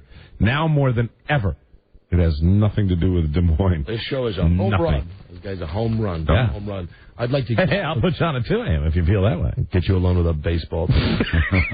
Show you a home run. Jesus Christ. It's been a home run today. Yeah, go hang up the phone and feel good about yourself. Feel good about yourself. And you know what the people you work with at the station are saying behind your back? They made you look like an idiot. Not saying it behind his back. They're all laughing right now. Did you hear that? Oh, my God. Did I? But, boy, don't you think, isn't it wonderful when we go a long time without having that kind of a conversation to really have all of our beliefs, our total belief system in radio reinforced? We didn't go looking for a fight. No, we started out with Scott Farkas. Funny name, fantastic. Then it was all the, hey, I'm gonna be a wiseacre. Hey. And we just want to talk to the lady up front, the director of First Impressions. Oh, my God, you're ruining a holiday. It's Veterans Day. Well, everybody's heard about the bird. Hello, Don and Mike show. Hello. Hey, Don and Mike, Radio Gods. What's going on? All right, Jason in Buffalo. You know what I like about Buffalo? What? I couldn't tell you who the program director is in Buffalo or the general manager. Isn't that great? Couldn't tell you. But we'll remember Scott Farkas. We sure will. What can we do for you? And incidentally, perfect name. Yeah, good made up. And I bet he does have yellow eyes. What can we do for you? Yeah, I just had a point. It really sucks that they're only broadcasting Don and Mike 2 to 5 because their listeners miss them being a tool. What was that again? What? Yeah, the listeners in Des Moines. Yeah. They missed you guys making that guy look like a tool. Oh, no. They heard it. Yeah, it's Central Time. No, it's live today. It's not 5 there yet. Yeah. Oh, okay. All right, thank you. Try. Yeah. Thank you, S. Bye-bye, thank you. And no better way to end this segment than with someone who wants to defend the guy in Iowa. Who says, Perfect. Can't imagine. That I'm being unfair. Oh, of course. Mike. Yes, I'm really not defending him. I just think you're being too mean to the poor schmuck. He lives in Iowa. You gotta give the guy a break. No, we don't. What you do? What is it? What the F you? What kind of world is you got to give the guy a break because he lives in Iowa? Nothing wrong with living in A Iowa. lot of upstanding people live in Iowa. I have met people from Iowa. I swear to God, I have great respect for that area. I really do. I got news for you. Based on people I've met all over the country from Iowa. And Iowa babes. There's douchebags everywhere. That's right. I'm just a douche. Do you have something, Buzz, or you? I do. I have a little breaking news. It's going to make you a little sad. Oh, wow. I could really pop that balloon right now. Of course you could. You want to do it? No. Okay. I don't want to ruin it. You know the breaking news? For all I know, he might be a veteran. It's Veterans Day. Well, everybody's heard about the bird. First word of the story is veteran. I'll tell Mike and the listeners, veteran actor Art Carney has died at the age of 85. That's it. Cancel the show. Norton. That's it. Cancel the show. Carney. Cancel the show. I can't take the Des Moines guy and Art Carney in the same I'm day. sorry. If I'd known that, That's it, Buzz. would have held it back. Cancel the show. Got a break. Hey, Ralphie boy. Got a break. Hey, Ralph, Scott Farkas is an ass. And he doesn't want to be buried right? He doesn't want to be cremated. He wants to be turned into chili con carne. Thank you. Now that's an all-purpose. Fantastic. We'll be right back. This is the Don and Mike Show. You can expect from Jingle All the Way is a hilarious movie, a movie where they will be able to laugh from the beginning to the end. It will be great entertainment. They will walk out of the theater and say, I am so angry that I can't get another ticket right away because I want to see it a second time. And there's a long line here. The Don and Mike Show. Mom, man would let me have it right across the puss. You can call Don and Mike anytime from anywhere in America. 877-365-3636. They're ready to believe you. Do the letters F-O mean anything to you? Nice! The Don and Mike Show. All right, we're going to listen to this Arnold Schwarzenegger thing, but if you would give Mike and I just 60 seconds. Okay. Just 60 seconds to make a phone call. Right. We've been kind of in and out of behind the scenes today, and I think it's the kind of behind the scenes that people like. Oh, yeah. We're not, like before, just railing about stuff. We're complaining about stuff that matters. We were on in Philadelphia for a while, and then they canceled us. And, we went through the whole... Everybody who listened to the show heard the fight that went on. And we actually, even by other people's standards, but more importantly by our standards, we took the high road. We came back from whatever it was when they had us off the air, and we'd been fired in Philadelphia, even though contractually they still had to run the show. Supposed to. We just let it go. And then Tim, the program director, went out in the trades and said in the trade magazines and was quoted as saying it's a great day for Philadelphia radio, that, now that we're gone, WYSP will be able to offer rock all day, because this is the giant problem that we are the albatross that is dragging WYSP down. That's right. And, in so many words, that's what he said about us. And, we always had that stick in our craw. And we vowed at that point that we would do something that we've really never done when we've been on and gone in a market. We haven't lingered on it. We've actually just kind of moved forward. But this is one exception to the rule, because it was very personal to us. We really felt that we weren't given a fair shake in Philadelphia. And we thought that when they canceled us in Philly, we would keep an eye on the ratings and see how they're doing without us. Good. So now they have, for the first time, a rating. It's a 3-month trend. It's not the actual winter book or fall book, but it's a 3-month trend that includes July, August, and September, all months in which we were gone from WYSP. Okay. And let's see, WYSP. How are they doing? Let me go back a year. A year ago, station had a 4.5. Then station had a bad book, so did we, down to a 3.3 in the winter. Then in the spring, this past spring, it was up to a 3.8. Then in the summer, it was a 4.2. So you're thinking, well, something must be going on here. And as it turns out, they lost the 1 month out of the summer. Anyway, when they finally got to just music, not us, WYSP has skyrocketed from a 4.2 to a 3.8. So we're just going to call Tim. Tell him we're watching. Yeah. Just leave him a message. I'd be glad to hear from him. Yeah, sure. Because he's a classy guy. Yeah, he's really a super classy guy. Absolutely. He handled our departure with kid gloves. Great. Really made us feel great. Charm. So now I got to... yes, Tim Sabian, please. Can I just get his voicemail? Is he still there, or just can I get his voicemail? Yeah, well, you just go ahead and ring back there. Just go ahead and ring him. Just ring him. Can I talk to him? Can you bring me back to his office? Thank you. Here we go. And who knows, maybe Tim will pick up. You never know. I'll just be able to say nice trend. Yo, hey, Tim. Don Geronimo. How you doing? Nice trend. Yeah, bye. Now I would have...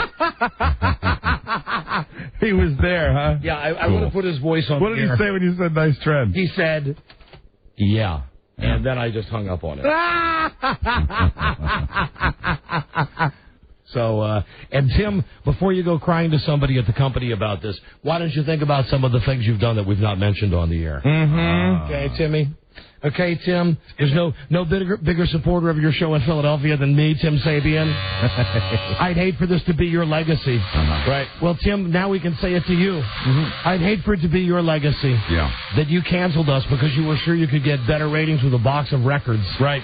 And now you're down lower than when we were on. Tim, who are you going to use as a scapegoat this time? Let's see what happens. Will it be Cousin Ed? Who can you blame it on, Tim? You've researched the music. You know Coldplay's hot as hell. So, pardon our pettiness, but we had to do That's that. it. That's all we Good had. thing he went to barber college. There you go. So, anyway, that's fun. Mm-hmm. That was, man. That's big fun. That was great fun. Absolutely. That really was. Nice trend. And, normally you don't bust somebody's balls on a trend because it's part of a 3-month process. Yeah, absolutely. But in this case, you do. And if by some, miracle they come back up, we won't do that on the radio. No. We won't let you know. Really. It's more fun this way. Sure. Because it's petty and it's fun and he was mean. Yes, he was. He was. And I had a conversation. I'll tell you this one. I had a conversation with him a couple of weeks ago because I got friends that work in Philadelphia, and one of them called me up and said, "Hey, you know who Tim's got on YSP doing middays for a day or a couple of days?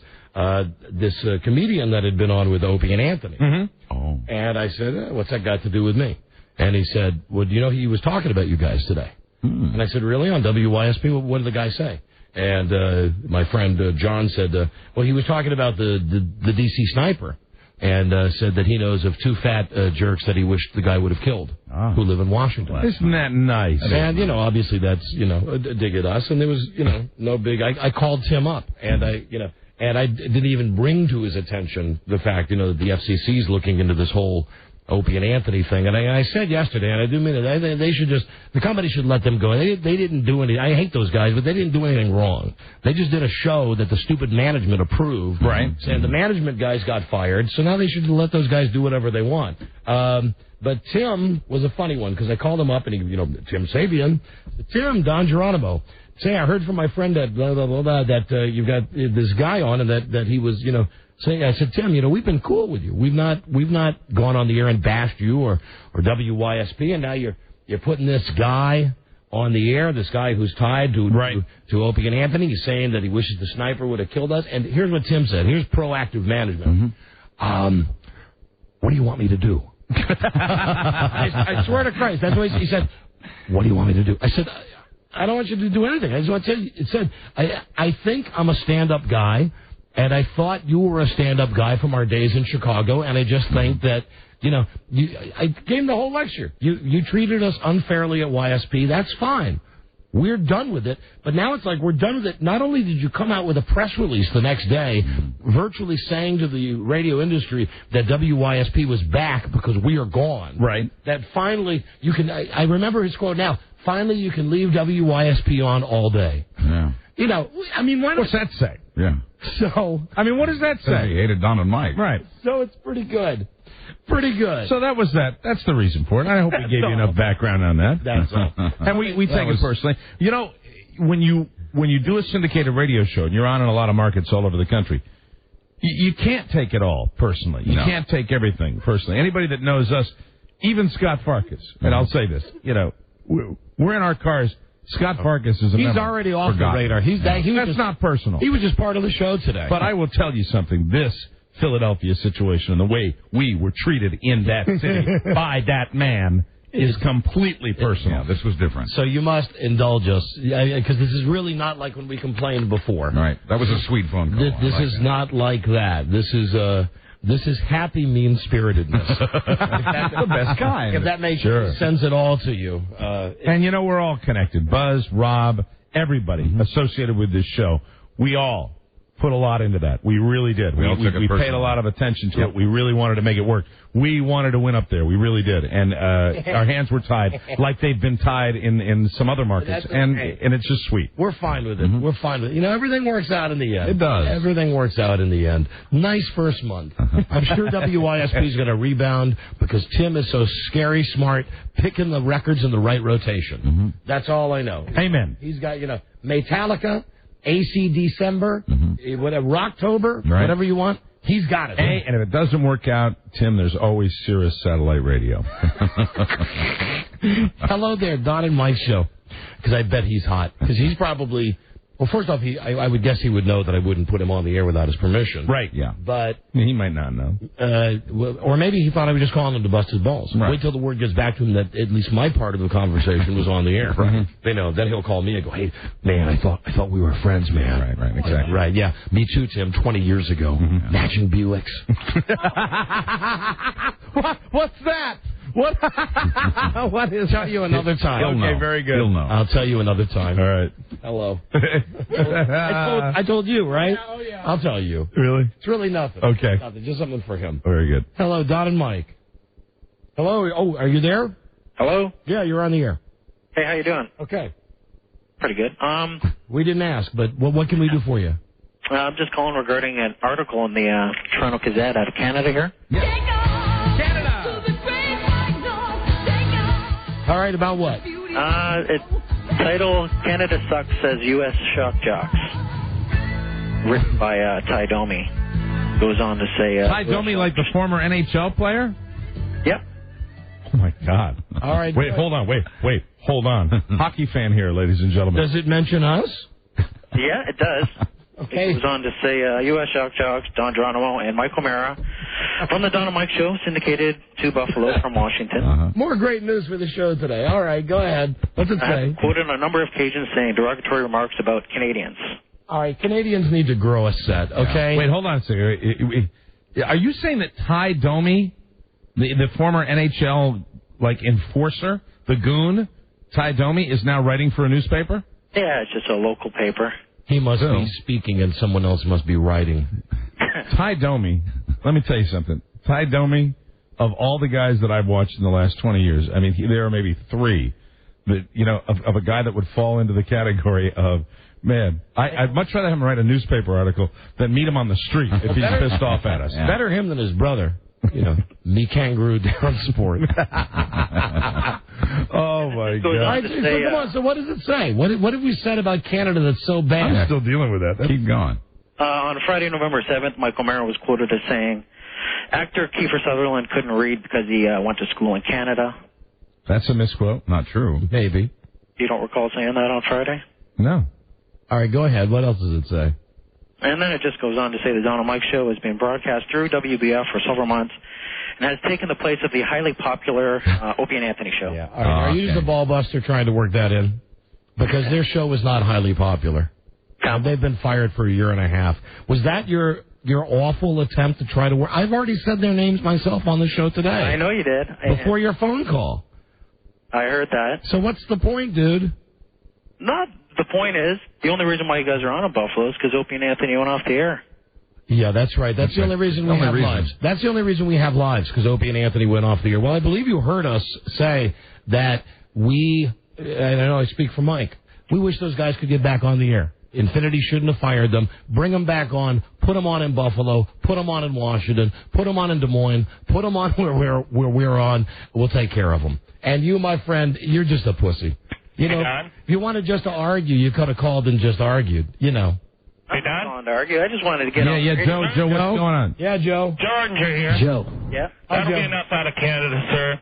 No more Canadians on the Don and Mike Show. You don't even live in our country. I'm sure he's Canadian. So that's it. I don't think he's Canadian. I don't even care. That's it for Canada. All right, go away, Canada. No, wrong, God damn it. Not because of one a-hole.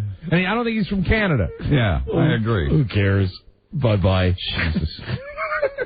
You should call. Are you still there, dummy? No. Call Tim Sabian. Yeah. He loves Opie and Anthony. He can't wait for them to come back. Really? I'm serious. He's like holding his radio station hostage, waiting for them to come back. Mm-hmm. Keep waiting. Maybe this guy could get a Buick. Keep waiting. Somebody's got to share with me the Buick story. I swear to God. They're matching Buicks. Matching Buicks. Right. Rob, Jesus Christ, I want to get this Arnold thing on today. Well, I'm ready when you are. I know you're ready. What happened? What's happened to the time? What happened? I don't know. It's one of those shows. And now we got another guy from Canada. Now, this time it says calling from outside Toronto. So Buffalo is close to Toronto, right? Yeah. Okay. So if it was like Vancouver, we'd be getting goofed because we know Seattle, we're on different time. Right. Okay. Hello? Hello? Hey, guys. You got me. Now you got me. I'm all wound up. Okay. I'm all wound up. Hey, Tom, how you spell Canada? I don't know. Okay. Tom, take us to break. We got to go. Don and Mike, go to break. This is the Don and Mike Show. WJFK. Reported northbound Fairfax County Parkway at Route 7. They're also checking Lee Highway, Old Lee Highway, Fairfax Circle for a wreck. South of 95 lanes nearly a wreck cleared. Traffic brought to you by Giant Food, where this week the freshest, most tender USDA choice boneless chuck or round roast is just half price with your bonus card. Only at Giant. Here abruptly, Don and Mike Show, WJFK. Tom? Yeah? What's the matter today, Tom? What? Our traffic lady's pretty, isn't she? Yes, she is. What'd you like to do to her, Tom? Never mind. Bye, Tom. Hey. What? Bye, Tom. Tom, we don't have time. WJFK-FM, Manassas, Washington, D.C. The original cast of the... Here I have a son that is dying for playing with his father. He's dying to have the latest of the toys, and is talking about this Turbo Man doll. And I play one of those fathers and husband that is too busy. The Don and Mike Show. Please, no back talk. The Don and Mike Show. I know I sold it on yesterday's show. We didn't get to it. Tomorrow, I'm just writing down some notes for tomorrow. The Jerry Lewis tapes. Yes. Right. It's like a running joke, but really, tomorrow, we'll get it. You remember from the thing for the crippled kids that he had like 2 months ago. Back Labor Day weekend. The telethon, yeah. That'll be on tomorrow's show. Very good. And there's an Andy of Mayberry show on tonight, a reunion show. Yeah. So I'm pretty sure tomorrow we'll hear about the gay side of Mayberry with Floyd the Barber. Good. I believe that was the debut of the Secret Handshake Club, right? You are correct. And that started in Mayberry, and you know, if you think this is all fuzzy and sweet tonight when you're watching that reunion show of the Andy Griffith Show, just remember that Mayberry had a double life. It was a dark side, a brown side. Mm-hmm. Now, the T3 comes out today on DVD. And, you know, we're suckers for Arnold Schwarzenegger talking. Absolutely. We find that about as entertaining as anything. He's the funniest dumb guy in the world. Mm-hmm. Funnier than any of the radio executives you've either heard or not heard on the show today. This guy is really great, and what we're going to do is roll it now because it has Arnold's commentary. Yeah, apparently this is in the background when they're watching the movie. So here we go. Roll it, Rob. Right. Let's get it right from the very beginning where he says, "Hi, this is Arnold Schwarzenegger." Well, this is the commentary, not the intro. Oh, can we hear the intro one more time? We'll have to change discs. All right, never mind. Roll with it. We'll probably do it tomorrow as well. Very good. But just give you a little treat, a little sneak peek, a taste. Are you getting it? I'm not getting anything. Is it on this one right here? Oh, is it BTS? Hey, no. Keeps him off your back? No, not that. No? Should be there. A little bit of picture of what the future holds. Oh, and can then you back it up? Have the main story play at the present time. Ah, you see, I had it on 4 instead of 7. 7. Should be number 7. But the important thing... I think if you listen very closely to this, you'll detect a slight accent. Roll it, Robbie. Is coming into her commentary, but other than that, the actors were recorded each on their own, and they've been edited together for this track. The future. I think that the important thing in this movie was to go and develop an entirely new story, but at the same time keep the elements that people enjoyed so much in the first and in the second movie. And it was very clear that people really enjoyed a lot the whole concept of going to the future and seeing a little bit of picture of what the future holds, and then always have the main story play at the present time. And I think that is what we try to do in this film. And I thought that the writers were very brilliant with that, the way they presented the future right in the beginning with this flashbacks and dreams. And, can you pause it for a second? All this kind of crazy shoot out some flashbacks. He's talking about Terminator 3. Okay? Right. He's talking about a shoot-'em-up, CGI, but that's part of the brilliance of this guy. Absolutely. That's why you good people in California elected him your governor. Mm-hmm. And, who am I to argue with that? He's doing something that all actors do when they're talking about their projects, but he sounds funnier doing it. Yeah, Mike. That's exactly crystallized. It's like the crap that they all do. Taking themselves too seriously, self-congratulatory statements that are just so full of it. Thank you for crystallizing it. And he's dumb. Right. It's just fun to, because you'll get a lot of the flashbacks, the crazy shootouts. You're getting that already. Okay, roll it, Robbie. That they used because people really enjoy to see a little bit about what the future holds or what it could have been if there would have been a nuclear war, for instance. What would it have looked like? How would Los Angeles just deteriorate and disintegrate? And, it kind of plays with the people a little bit that you feel like, okay, this is happening right now, but then you find out that it was just a dream when John Connor wakes up and, in shock and horror. That method was used, I think, throughout the film, which I thought was a very good way of getting to the future and back to the present time. There was long discussions about who should be the next adversary for Terminator, for the T-800 model, for my model, basically. And I think when the idea came up of using a female Terminator, I said to myself, oh, this is great, because now we have something different. Then I just have to see mine. I just have to know something. T-800 I'm thinking about tomorrow's show. We got plenty of time here. But does he do this for the whole movie? No, he's in and out with the other cast members. So I've not watched it, but apparently... Okay, I'm just wondering, God, I can't imagine we're not going to come back to this tomorrow. All right, roll it.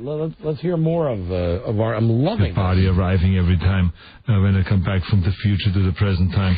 Let's have a sexy girl for a change. Yeah. Arrive from the future to the present time with a sexy body and just a knockout 10 figure and great physical appearance and beautiful face. And luckily we found such a woman, Kristana Loken was that woman, and she's extraordinary. I'm Nick Stahl. I play the role of John Connor in Terminator 3. Hi, loser. Originally, when the movie started, shut up. We want to hear Arnold. There wasn't much of a script available, and I heard that they were doing the movie, and Come on. And I'm an actor. This would be focusing on... What are you doing? Shut up! Stop that. It's better as a... Well, everybody And now this. My agent had told me, and with my size and my physique and voice, they thought that we might have to. Don't mind listening to her. We might have to go through this and just isolate the Arnold. Can I listen to her some more? Yeah, sure. Oh, is that the lady? Strangest audition you've ever had, and it definitely was. Is this the girl Terminator? I hope so. And up until the point of where we were at our premiere in Tokyo last week, he said, things just don't get any more normal. They just keep getting stranger when we're in this stadium full of 6,000 people, just cheering for Arnold and the movie and the franchise. And then I felt him touch my nipple.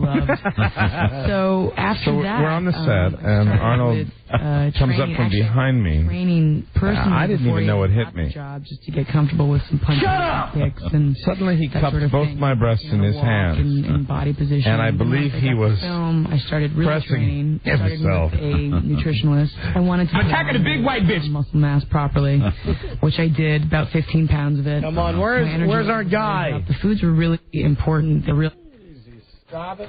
The things So they get the pleaty lady with things that come out of this lady's mouth. I tell you, I just cannot believe the things that come out of this lady's mouth.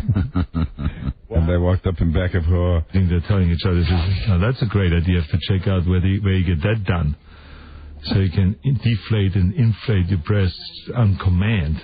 It's a whole new concept, because there's some guys that like little breasts and there's some guys that like big Back breasts. it up. Now, did he say breast or press? Breast. He's talking about inflating and deflating your breast. Right. What, did they do that in the Terminator thing? I mean, in the movie it was used kind of like... Go back further, with guys. Wow. I thought he was talking about the press. He's talking about the breast. The breast. Forces and keeping... All right, it's that accent, I think. Let it roll. Just let it roll. I just saw what happened as I was rewinding it. The female Terminator gets pulled over by a policeman, and in order to avoid a ticket, she actually inflates her breasts. Oh, okay. All right, well, let's hear Arnold describe that great moment of movie magic. Muscles taut and allowing them to move independently of one another. Where's our guy? He's coming. Dummy? Governor? Governor Dummy? We talk about the breasts, sir, Mr. Governor. The breasts? Arnold. This scene with the enlargement of the breasts was fantastic because, again, it was one of those things. I mean, in the movie it was used kind of like, okay, if that's what guys would like to see, if this world deals with big breasts, then so be it. I'm going to just have bigger breasts. But in the audience, there was this kind of like immediately you saw women sitting there telling each other, "Oh, that's a great idea. You have to check out where you get that done, so you can deflate and inflate your breasts on command." It's a whole new concept. He's excited. Some guys did like little breasts, and there's some guys did like big breasts. So wouldn't it be nice if you can play both sides, sometimes even simultaneously. This is Jonathan, and I'm here now with... That's pay dirt right there. That's the price of admission. Beautiful. That's fantastic. And the people who ran this campaign have got to have seen that and said, we're fine with that. Right. Let that go out into the general public. Listen how excited he gets when he talks about the breasts. Inflate them, deflate them. And I like them all sizes. They're gropable. Middle of the night. And I like his dumb logic that the guys will like it because the breasts, they get big and small, and guys like big and small. And the women, they like it because they says it can make them bigger and smaller. Where can we get that done? Depending on what the guy wants, where do we get that done? That is to be willing to shoot in the middle of the night. Yeah. Shut up. Shut up. One of the other challenges I remember here is that there's no cell phone reception here, and so we had somebody. Veterans Day. Well, everybody burn about the burn. Shooting phone scenes is always tremendously challenging because, just my money here, and it was my money that bought this thing. Less of these other people and more Arnold. Please. I resent them. One of the things I liked about that scene is that... Oh, God. Shut up! Can you fast forward around?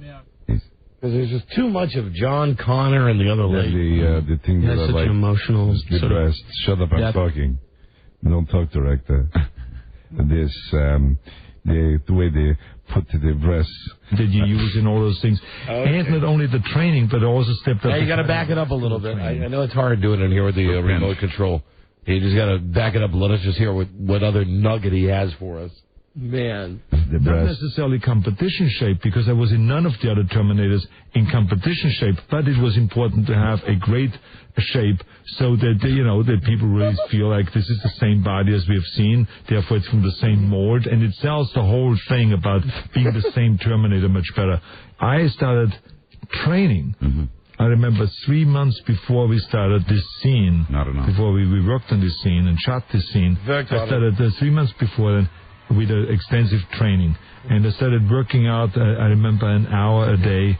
I went then within a few days to 2 hours a day. The following week I was up to 2.5, sometimes 3 hours a day of working out. Doing again, the supersets, going from one exercise to the next, lifting heavier weights, doing more repetitions. He's so funny just to listen to. On the weights and on the exercise and the way, the form that you use and all those things. And not only the training, but also stepped up the cardiovascular training. I remember the stretching exercises, then doing the fights and the various different stunt rehearsals and all that, and then watching exactly what I eat. The key thing was to burn body fat, to get my body fat content down from around 14%, what it was before I started with the training, to go down again to 8% of what it was 10 years ago when I did Terminator 2, also almost 20 years ago when I did Terminator 1.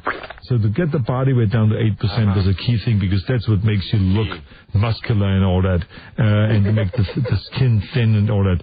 So that was the objective, to train hard, then to get ready for that one day. How do I make my skin thin? When I shoot, I felt like this is the competition day. This is the time when there's the Mr. Universe or the Mr. Olympia. So that's what I concentrated on. And sure enough, when I got to that day when we shot the scene, I weighed the same. I weighed around 223 pounds or so, and weighed pretty much the same as I did in Terminator 1 and Terminator 2, and maybe by 2 pounds difference. I felt great. I felt like I reached the kind of goal that I had that for myself. Then when I looked at the film, I felt relieved. I felt like I've done it, and it was acceptable, and we moved on from there. But I mean, there was a lot of pressure on that scene. Plus, I listened to that commentary. The physical development. That is stupid, does, sir. That is positively brilliant. You got to turn it off. And listen, I don't know if that translates. That is our guilty pleasure. That it sure. No, believe me, it translates. Oh yeah. We can sit and the belly fat went down from the 8% down to the and the thing and all that and the breath and those things. We will listen to more of it tomorrow. We will promise. We Donkey shine. How great is that? Beautiful shine, and then the inflatable breasts and the things. Can you find the breast part? Is that easily findable again? To rehear that one more time while we go to the newsroom and buzz here? And all those things. It's helping me, I'll tell you that. It's helping me. It's like a little tutorial. Yeah. I swear to God, I thought he was talking about the press. No, not the breast. The breast. It's the accent. And the breasts and those things. The breast. And all that. I'll be back. Have you seen him in the commercials where he looks right in the camera? You know, it's available now.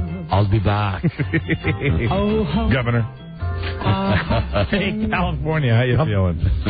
Governor Hitler. It's a pretty quick scene, but I mean, then... You got it? No, all right, hold on. Let me do the other thing here, Robbie.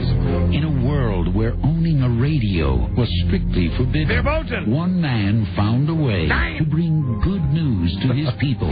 Buzz. It's me. He made it up. Oh, you got it there, Rob? Finding it. Buzz, what's your lead today on the news and the comments? Funny, the made-for-TV movie about Jessica Lynch never mentioned topless dancing. Right. That's on tonight, right? Mm-hmm. Right. Or it was, yeah. All right, no, the TV movie tonight is the Diane Sawyer interview. That's right. Not to be confused with tomorrow on the Today Show, which is the first live interview. Really?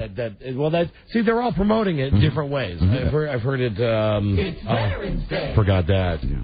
And those things.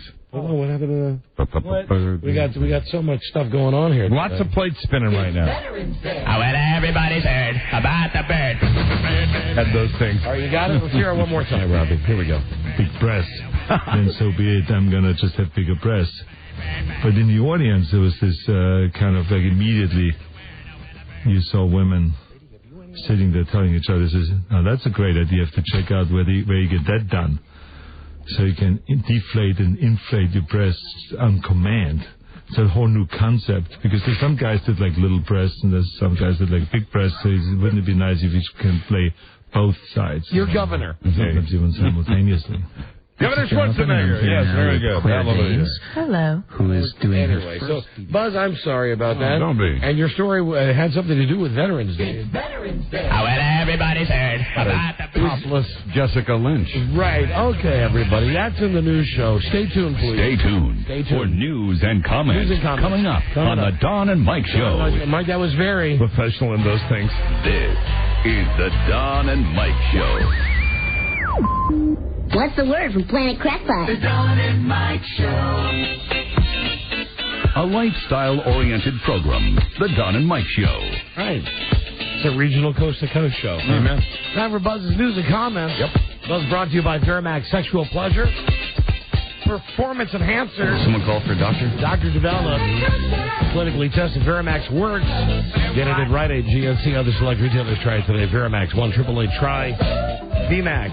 Two things very quickly. Mm-hmm. We've not talked a lot about Yank It on today's show. No, we really haven't, and we're not doing our jobs. I just wanted to point out though that if you could bring the microphone down here for a second. All right. I don't think we have a winning ticket for this, but if you had on its own one of the panels that goes into the board console, the console, right? Into the panels that hides the equipment. Yeah, if you had the panel with operator computer box, right, and something called the Matchbox High Pro Interface Amplifier, if you had this piece falling off, yeah, go to your local, nearly decapitating your toe. Go to Yank It, and congratulations because you have won a night of sex with Sandra Bullock. Look at that! Look at, and Ellie, this is how big it is. That's huge. That looks like it could cause some pain.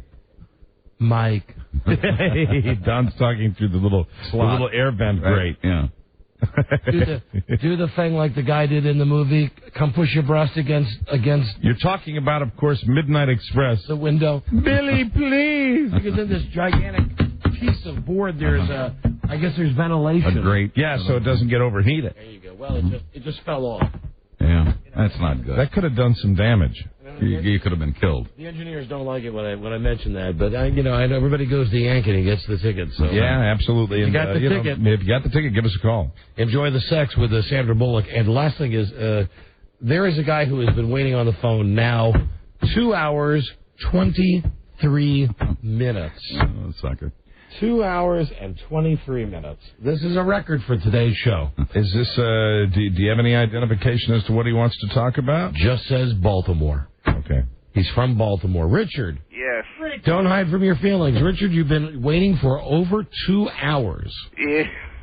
Why would you possibly wait for 2 hours for anything? I have no idea. I'm a complete idiot, okay? What have you been so hot to try to talk about that you would wait for over 2 hours?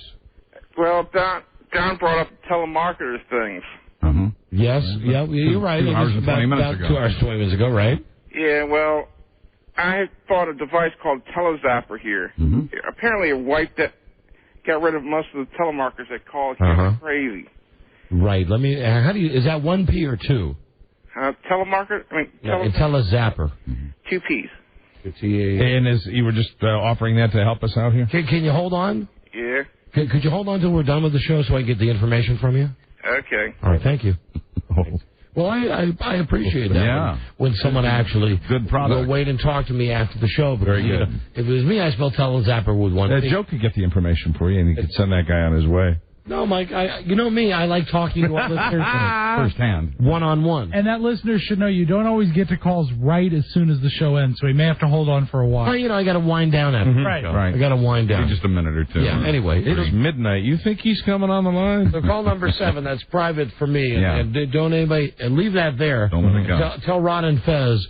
unless I can let them know, line number 7. That's yours. That one's for me. That's you, baby. Ronnie and Aunt Fezzi can use all of the other lines, but line 7, that one's for me. That one's special. Anyway, let me mention, Richard, are you still there? Yes, I'm still here. Great. Hang on, dude. Great. Hang on, my friend.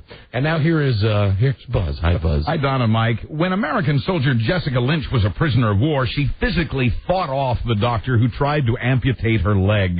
Her biography, which is excerpted in the new issue of Time magazine, tells how she was wheeled into an operating room after doctors did all they could to fix her 10 broken bones. When she heard the doc say he was going to amputate her leg, she screamed and shook her head violently, even while a nurse was trying to cover her face with an anesthetic mask. Eventually, she made her point and was wheeled back to her room with both legs. The Iraqis apparently wanted to remove the leg to make it easier to ship her to Baghdad for the making of a propaganda video. Iraqis are disputing the American claim that Jessica was sexually assaulted during her captivity. Hustler magazine, meanwhile, says it has pictures of Jessica Lynch frolicking topless with male soldiers before she left for Iraq. I just wanted to make... How you doing, Larry? Yeah, I'm not patriotic. I just want my pen. If the story is right, though, Larry's a hero, isn't he? Kind of in a way in this, Buzz? I think so. How does that work, Don? I think that sounds like a big bunch of BS. A spokesman for Jessica called this unspeakable, quoting him, "Leave it to Larry Flint to do something like this." It's an unspeakable crime. This little girl has knockers. And I sure wish we could get them all to inflate them and deflate them. The Jessica spokesman also says that if Jessica can survive being a prisoner of war, she can survive anything. Flint says the pictures will be on newsstands the first week in January. Oh, now hold on. See, this is different than the story I heard earlier today. Yeah? I heard that Larry Flint... And I guess I saw it on the Today Show, maybe. Okay. The story at that time at 9 o'clock this morning was Larry Flint had the pictures, but had decided that he was not going to publish them. Oh, really? That's why I said to you, Buzz, maybe Larry's the hero here. Yeah, but no, that's my Larry. He's my hero. Okay, because he's gonna show the picture. I tell you, it's good to be the hero. I'll print anything. I'm a smut meister. And, and for my money, you wait 4 or 5 years. How old is Elizabeth Smart? How old is she? I don't know. Was she like 13, something like that? No, she's older than that. She's older than that? Oh, Elizabeth Smart? Oh, no, I don't know. Anyway. Hey, I know what you're going to say. 13. Don't worry. We're all over that. That'd be a great spread, too. Yeah, we're all over that. I know you are. Yeah, that's what I do. Well, she's 14. Incidentally, our... 4 years from now. Our expert on this topic, Charles Broyhill, just weighed in on the secret headphones that say it's 4 years. 4 years. That was Joe Arden. Oh, that was Joe. Oh, sorry about that, Charlie. Yeah, they're all perverted. How back did we know there. that? Yeah. Joe, how did you know? Hey, wait, somebody just talked to me in my headphones. What did he say? It was Mike O'Mara. He said he's going to kick all your asses. Why? Because he's got his 2 daughters and it makes him angry. Oh, yeah, I understand. I don't care. I'm Larry Flint. That's right. You're Larry. Well, let me just see how Joe knew that she was 14. Yeah. Because it was probably on TV, but maybe. You're calling the wrong number because it's not ringing back here. It's down 467. I'd like to know. There it goes. Let me see. Hold on. Is that you? No, that's the hotline right now. I tell you, what's wrong with this stuff? Everything's going haywire. I don't know. Hello? My wheelchair doesn't work. Hotline. Oh, no. She's at least 15, according to her movie on Sunday. I saw her 15th birthday happen on the movie, and she might be older than that. Ladies and gentlemen, this is the problem when your wife works. Look at your watch right now. Mm-hmm. You know what this is? This is not time to be calling in and chatting with Daddy on the radio. What's the time for? This is the time for dinner on the table at 7. No, I don't cook anymore. I didn't tell you the new rules. No cooking. No cooking. Oh. All right, baby. Thank you, sir. She's 15. She's at least 15. She turned 15 while she was taken, so I know she's at least 15. Yeah. All right. Yeah. Wow. Beautiful. All right. Thank you, baby. Hi, Frida. Let me ask you something, just because it's funny to ask you this, because I haven't asked you so long. How was work today? Work takes up a lot of time, I'm realizing. Mm-hmm. I had a lot more free time before work. I understand. Welcome to my world. I don't know about real life. I have to get back to you. All right, honey. I'll see you when I get home. Still out. Okay, bye, sweetie. All right, I love you. Bye. Bye-bye. She go in the magazine for me. My wife? I tell you, I just cannot believe the things that come out of this lady's mouth. That'd be a big seller. Wives, a radio star. Larry Flint says his picture showed Jessica Lynch cavorting topless with 2 men stationed with her at Fort Bliss, Texas. It's Bliss. Last spring. She's wearing just jeans in one picture and... It's Veterans Day. Well, everybody's heard about the bird. And she's wearing just a thong in the other picture. Really? God bless her. And Larry swears it's her, quoting him, "You think I'm going to publish nude pics that aren't her? I like owning my magazine." Hey. A little jab at Bob Guccione there. There you go. Yeah. Bob got sued for printing some pictures that weren't real. So that's his way of saying it's real. Yeah, that's right. It's real. Michael Jackson wants to adopt more kids. Oh, Jesus. Yeah, right after Rosie O'Donnell. Let's give him some more. That's what MSNBC's reporting. And Jacko recently told L.A. DJ Rick Dees...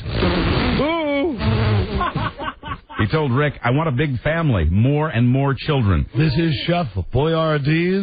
Thank God.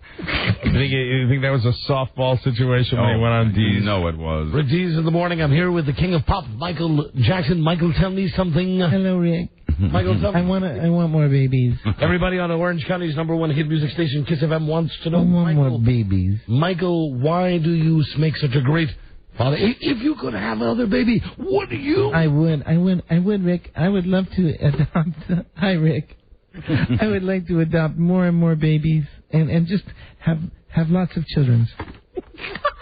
It makes me giggles. Jacko says he wants even more kids than his father had. His father had 9. He had 9. I want 10 or 15. I know. Now what? I was going to say it before you wrote it. Well, then say it. I want to name my next child Peck. After Mr. Peck. That's very nice, actually. After the dead movie actor Gregory Peck, Rick Dees, if you could spend time with Gregory Peck, would you? I would, but he's gone. He's still on my merry-go-round, and he's a skeleton now. Michael, I think I speak on behalf of many Kiss FM listeners. Rick Dees in the morning. What is it? If you let me rephrase this. Ellen K, give me a hand on this now. If you could, Rick Dees in the morning, Kiss FM. If you could see a young boy's penis, would you? Oh yes, Rick. Thank you for asking. Jackson now has 3 kids. He says he'd like to adopt at least 7 more. Rick, I need your apple cake recipe. Go to Rick.com and then click on Chef Boyardee's. I love you, Rick.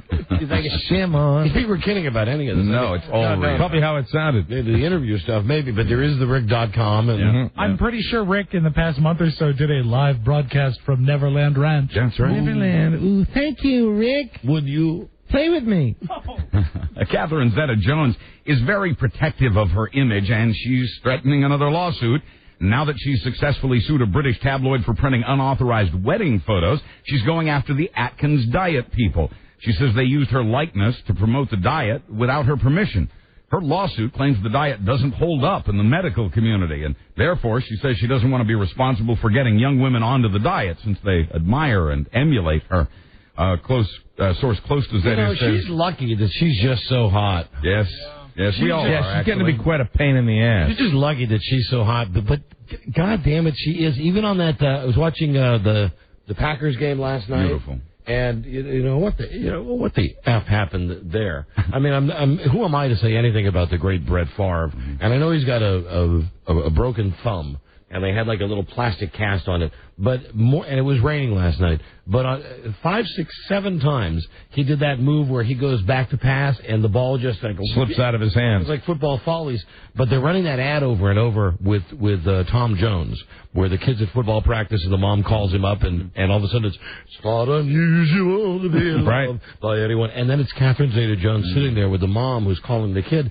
And you look at that and you forget about Tom Jones, you forget about the phone, you just look at Catherine her. Zeta-Jones. And you just go, she's it. What's she dissing on the Atkins diet, though? She doesn't want to be associated with it, mainly because she isn't getting paid for it. But she says that since young women admire her and try to emulate her, that she doesn't want them to get on the diet and then get sick and blame her. What young girl? Here's how a young girl emulates her. What you do? You find a guy who's very near dead, and you marry him. Very good. You marry him, and you let him. You let him penetrate you, and then you give him children, and because you know within 3 to 5 years he'll be dead. 3 to 5 years. Happy years for him. A source close to Zeta says she eats what she wants and she exercises. Oh, boy, is she hot. Yeah. Boy, is she grade A hot. Yes, she is. And, and even hotter when you hear her talk with her, hello. Yes. When you hear that. Yeah, I won't. Yeah, right. But I want to be associated with it. Buzz? Yes. George Michael. We'll be right back. This is the Don and Mike Show.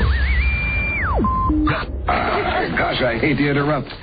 It's all been so incredibly fascinating and entertaining and instructive. Really, the time has just flown by. The Don and Mike Show.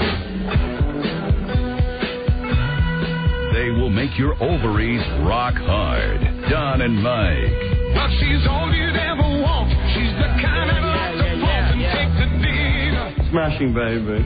Hi, Buzz. Hi, Don and Mike. American Idol's Justin is being sued for rear-ending a guy and his wife. The couple. What, they had anal with them? No. It was an automobile accident. Oh, a car. A car. I thought you were talking about butt stuff. Well, that's what I led you to believe, yes. The couple says he rammed his truck into their car on a road near Bethlehem, Pennsylvania. The lawsuit says Justin was looking at some papers and took his eyes off the road. It says the couple was stopped at a red light and that Justin was driving too fast. Justin did get a ticket, and he's paid the $100 to cover the fine and the court costs, but now he's facing a $100,000 lawsuit. Hey, they're looking for a payday. But for Clay Aiken, being an Idol runner-up has nothing but perks. Quoting him. You mean the Scarecrow? That's right. That's what we Clayheads call Scarecrow. I just think that this is just such an exciting thing. And it was there was actually it was something that said Clay Maniacs. Because it's Claniacs. Claynation. Those are my Claniacs. No, Claniacs. That was it. They are just so sweet. They're so pure and sweet. I just love to sing. Y'all want to come see me sing? We'd love to. Thank you. Come on, my Claniacs. Join me for a nice evening of singing. Well, quoting the Scarecrow, I went to the DMV and they let me cut straight to the front of the line. I have my own member of the paparazzi now. He meets me at the airport and follows me around. His name is Sam. Buzz Burbank, I'd like to brush my teeth with your love. Thank you, I think. You're welcome. But it's not all sweetness and light, even for Clay Aiken. Quoting him again, he wasn't there, the paparazzi guy, when I walked out of the studio today and I said, "Where's Sam?" I was genuinely concerned. And says Clay, I was concerned about my paparazzi. And I don't know what you're implying, but quoting Clay, I had girlfriends in high school. It's kind of difficult now to find somebody who's interested in me for me. That's been a pain in the rear end. Oh, nothing quite like that. Speaking of pain in the rear end. Yeah. Delicious. Who's the best German ever? Hold on. Rob is not allowed.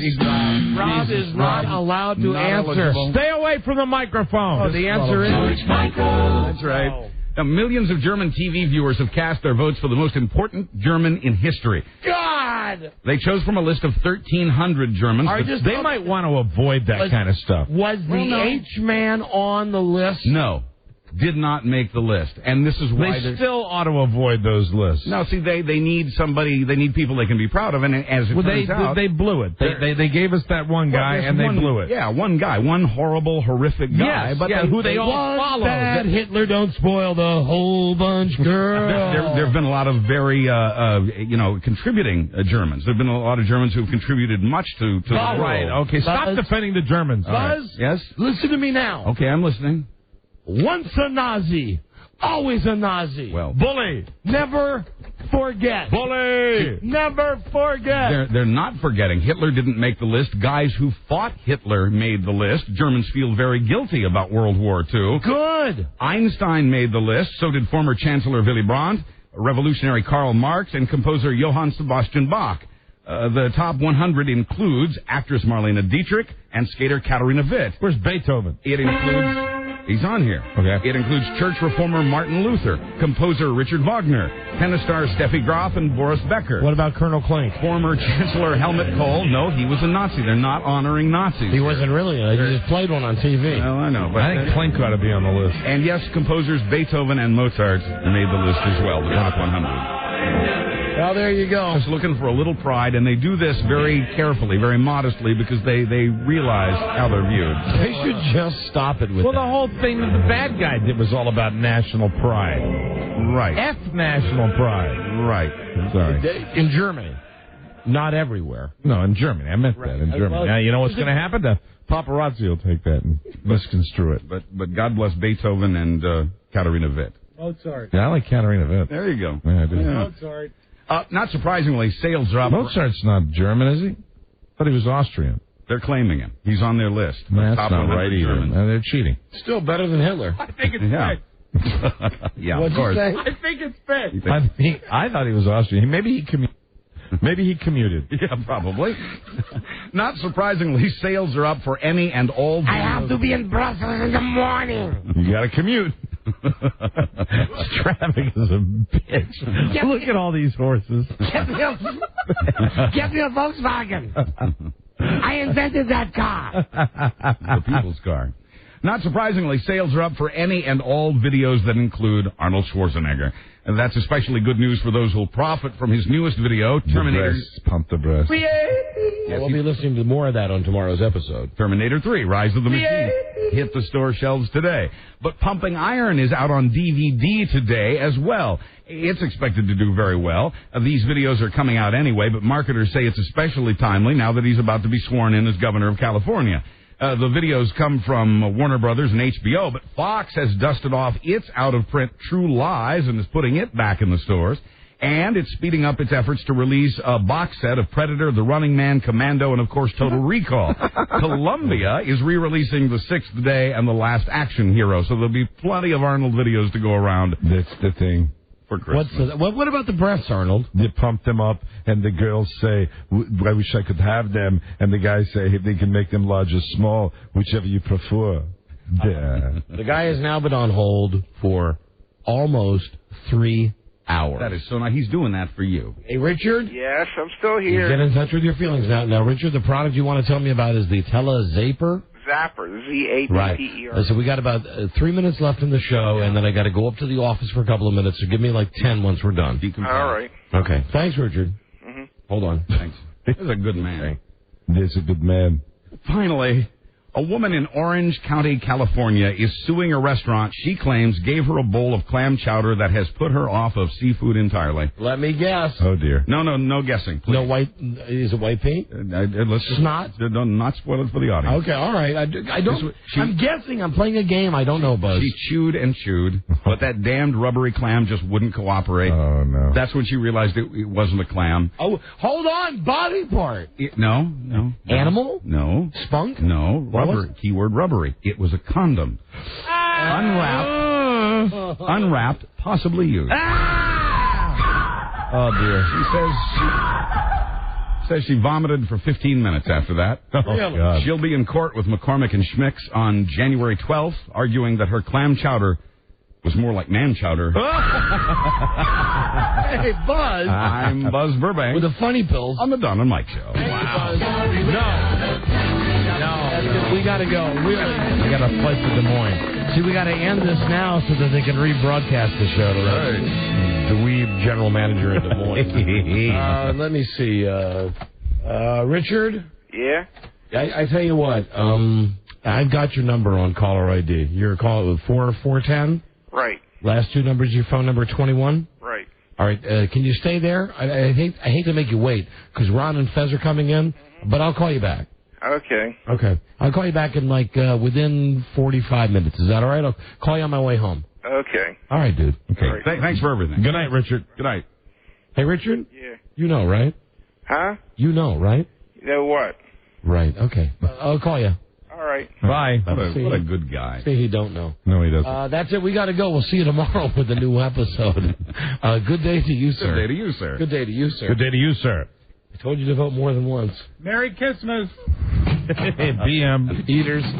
It's Veterans Day. Till we meet again, this is Sammy Davis Jr. saying, be kind, be nice, and I hope the next performer has the pleasure of having as nice an audience as you've been tonight. And let me leave you swinging.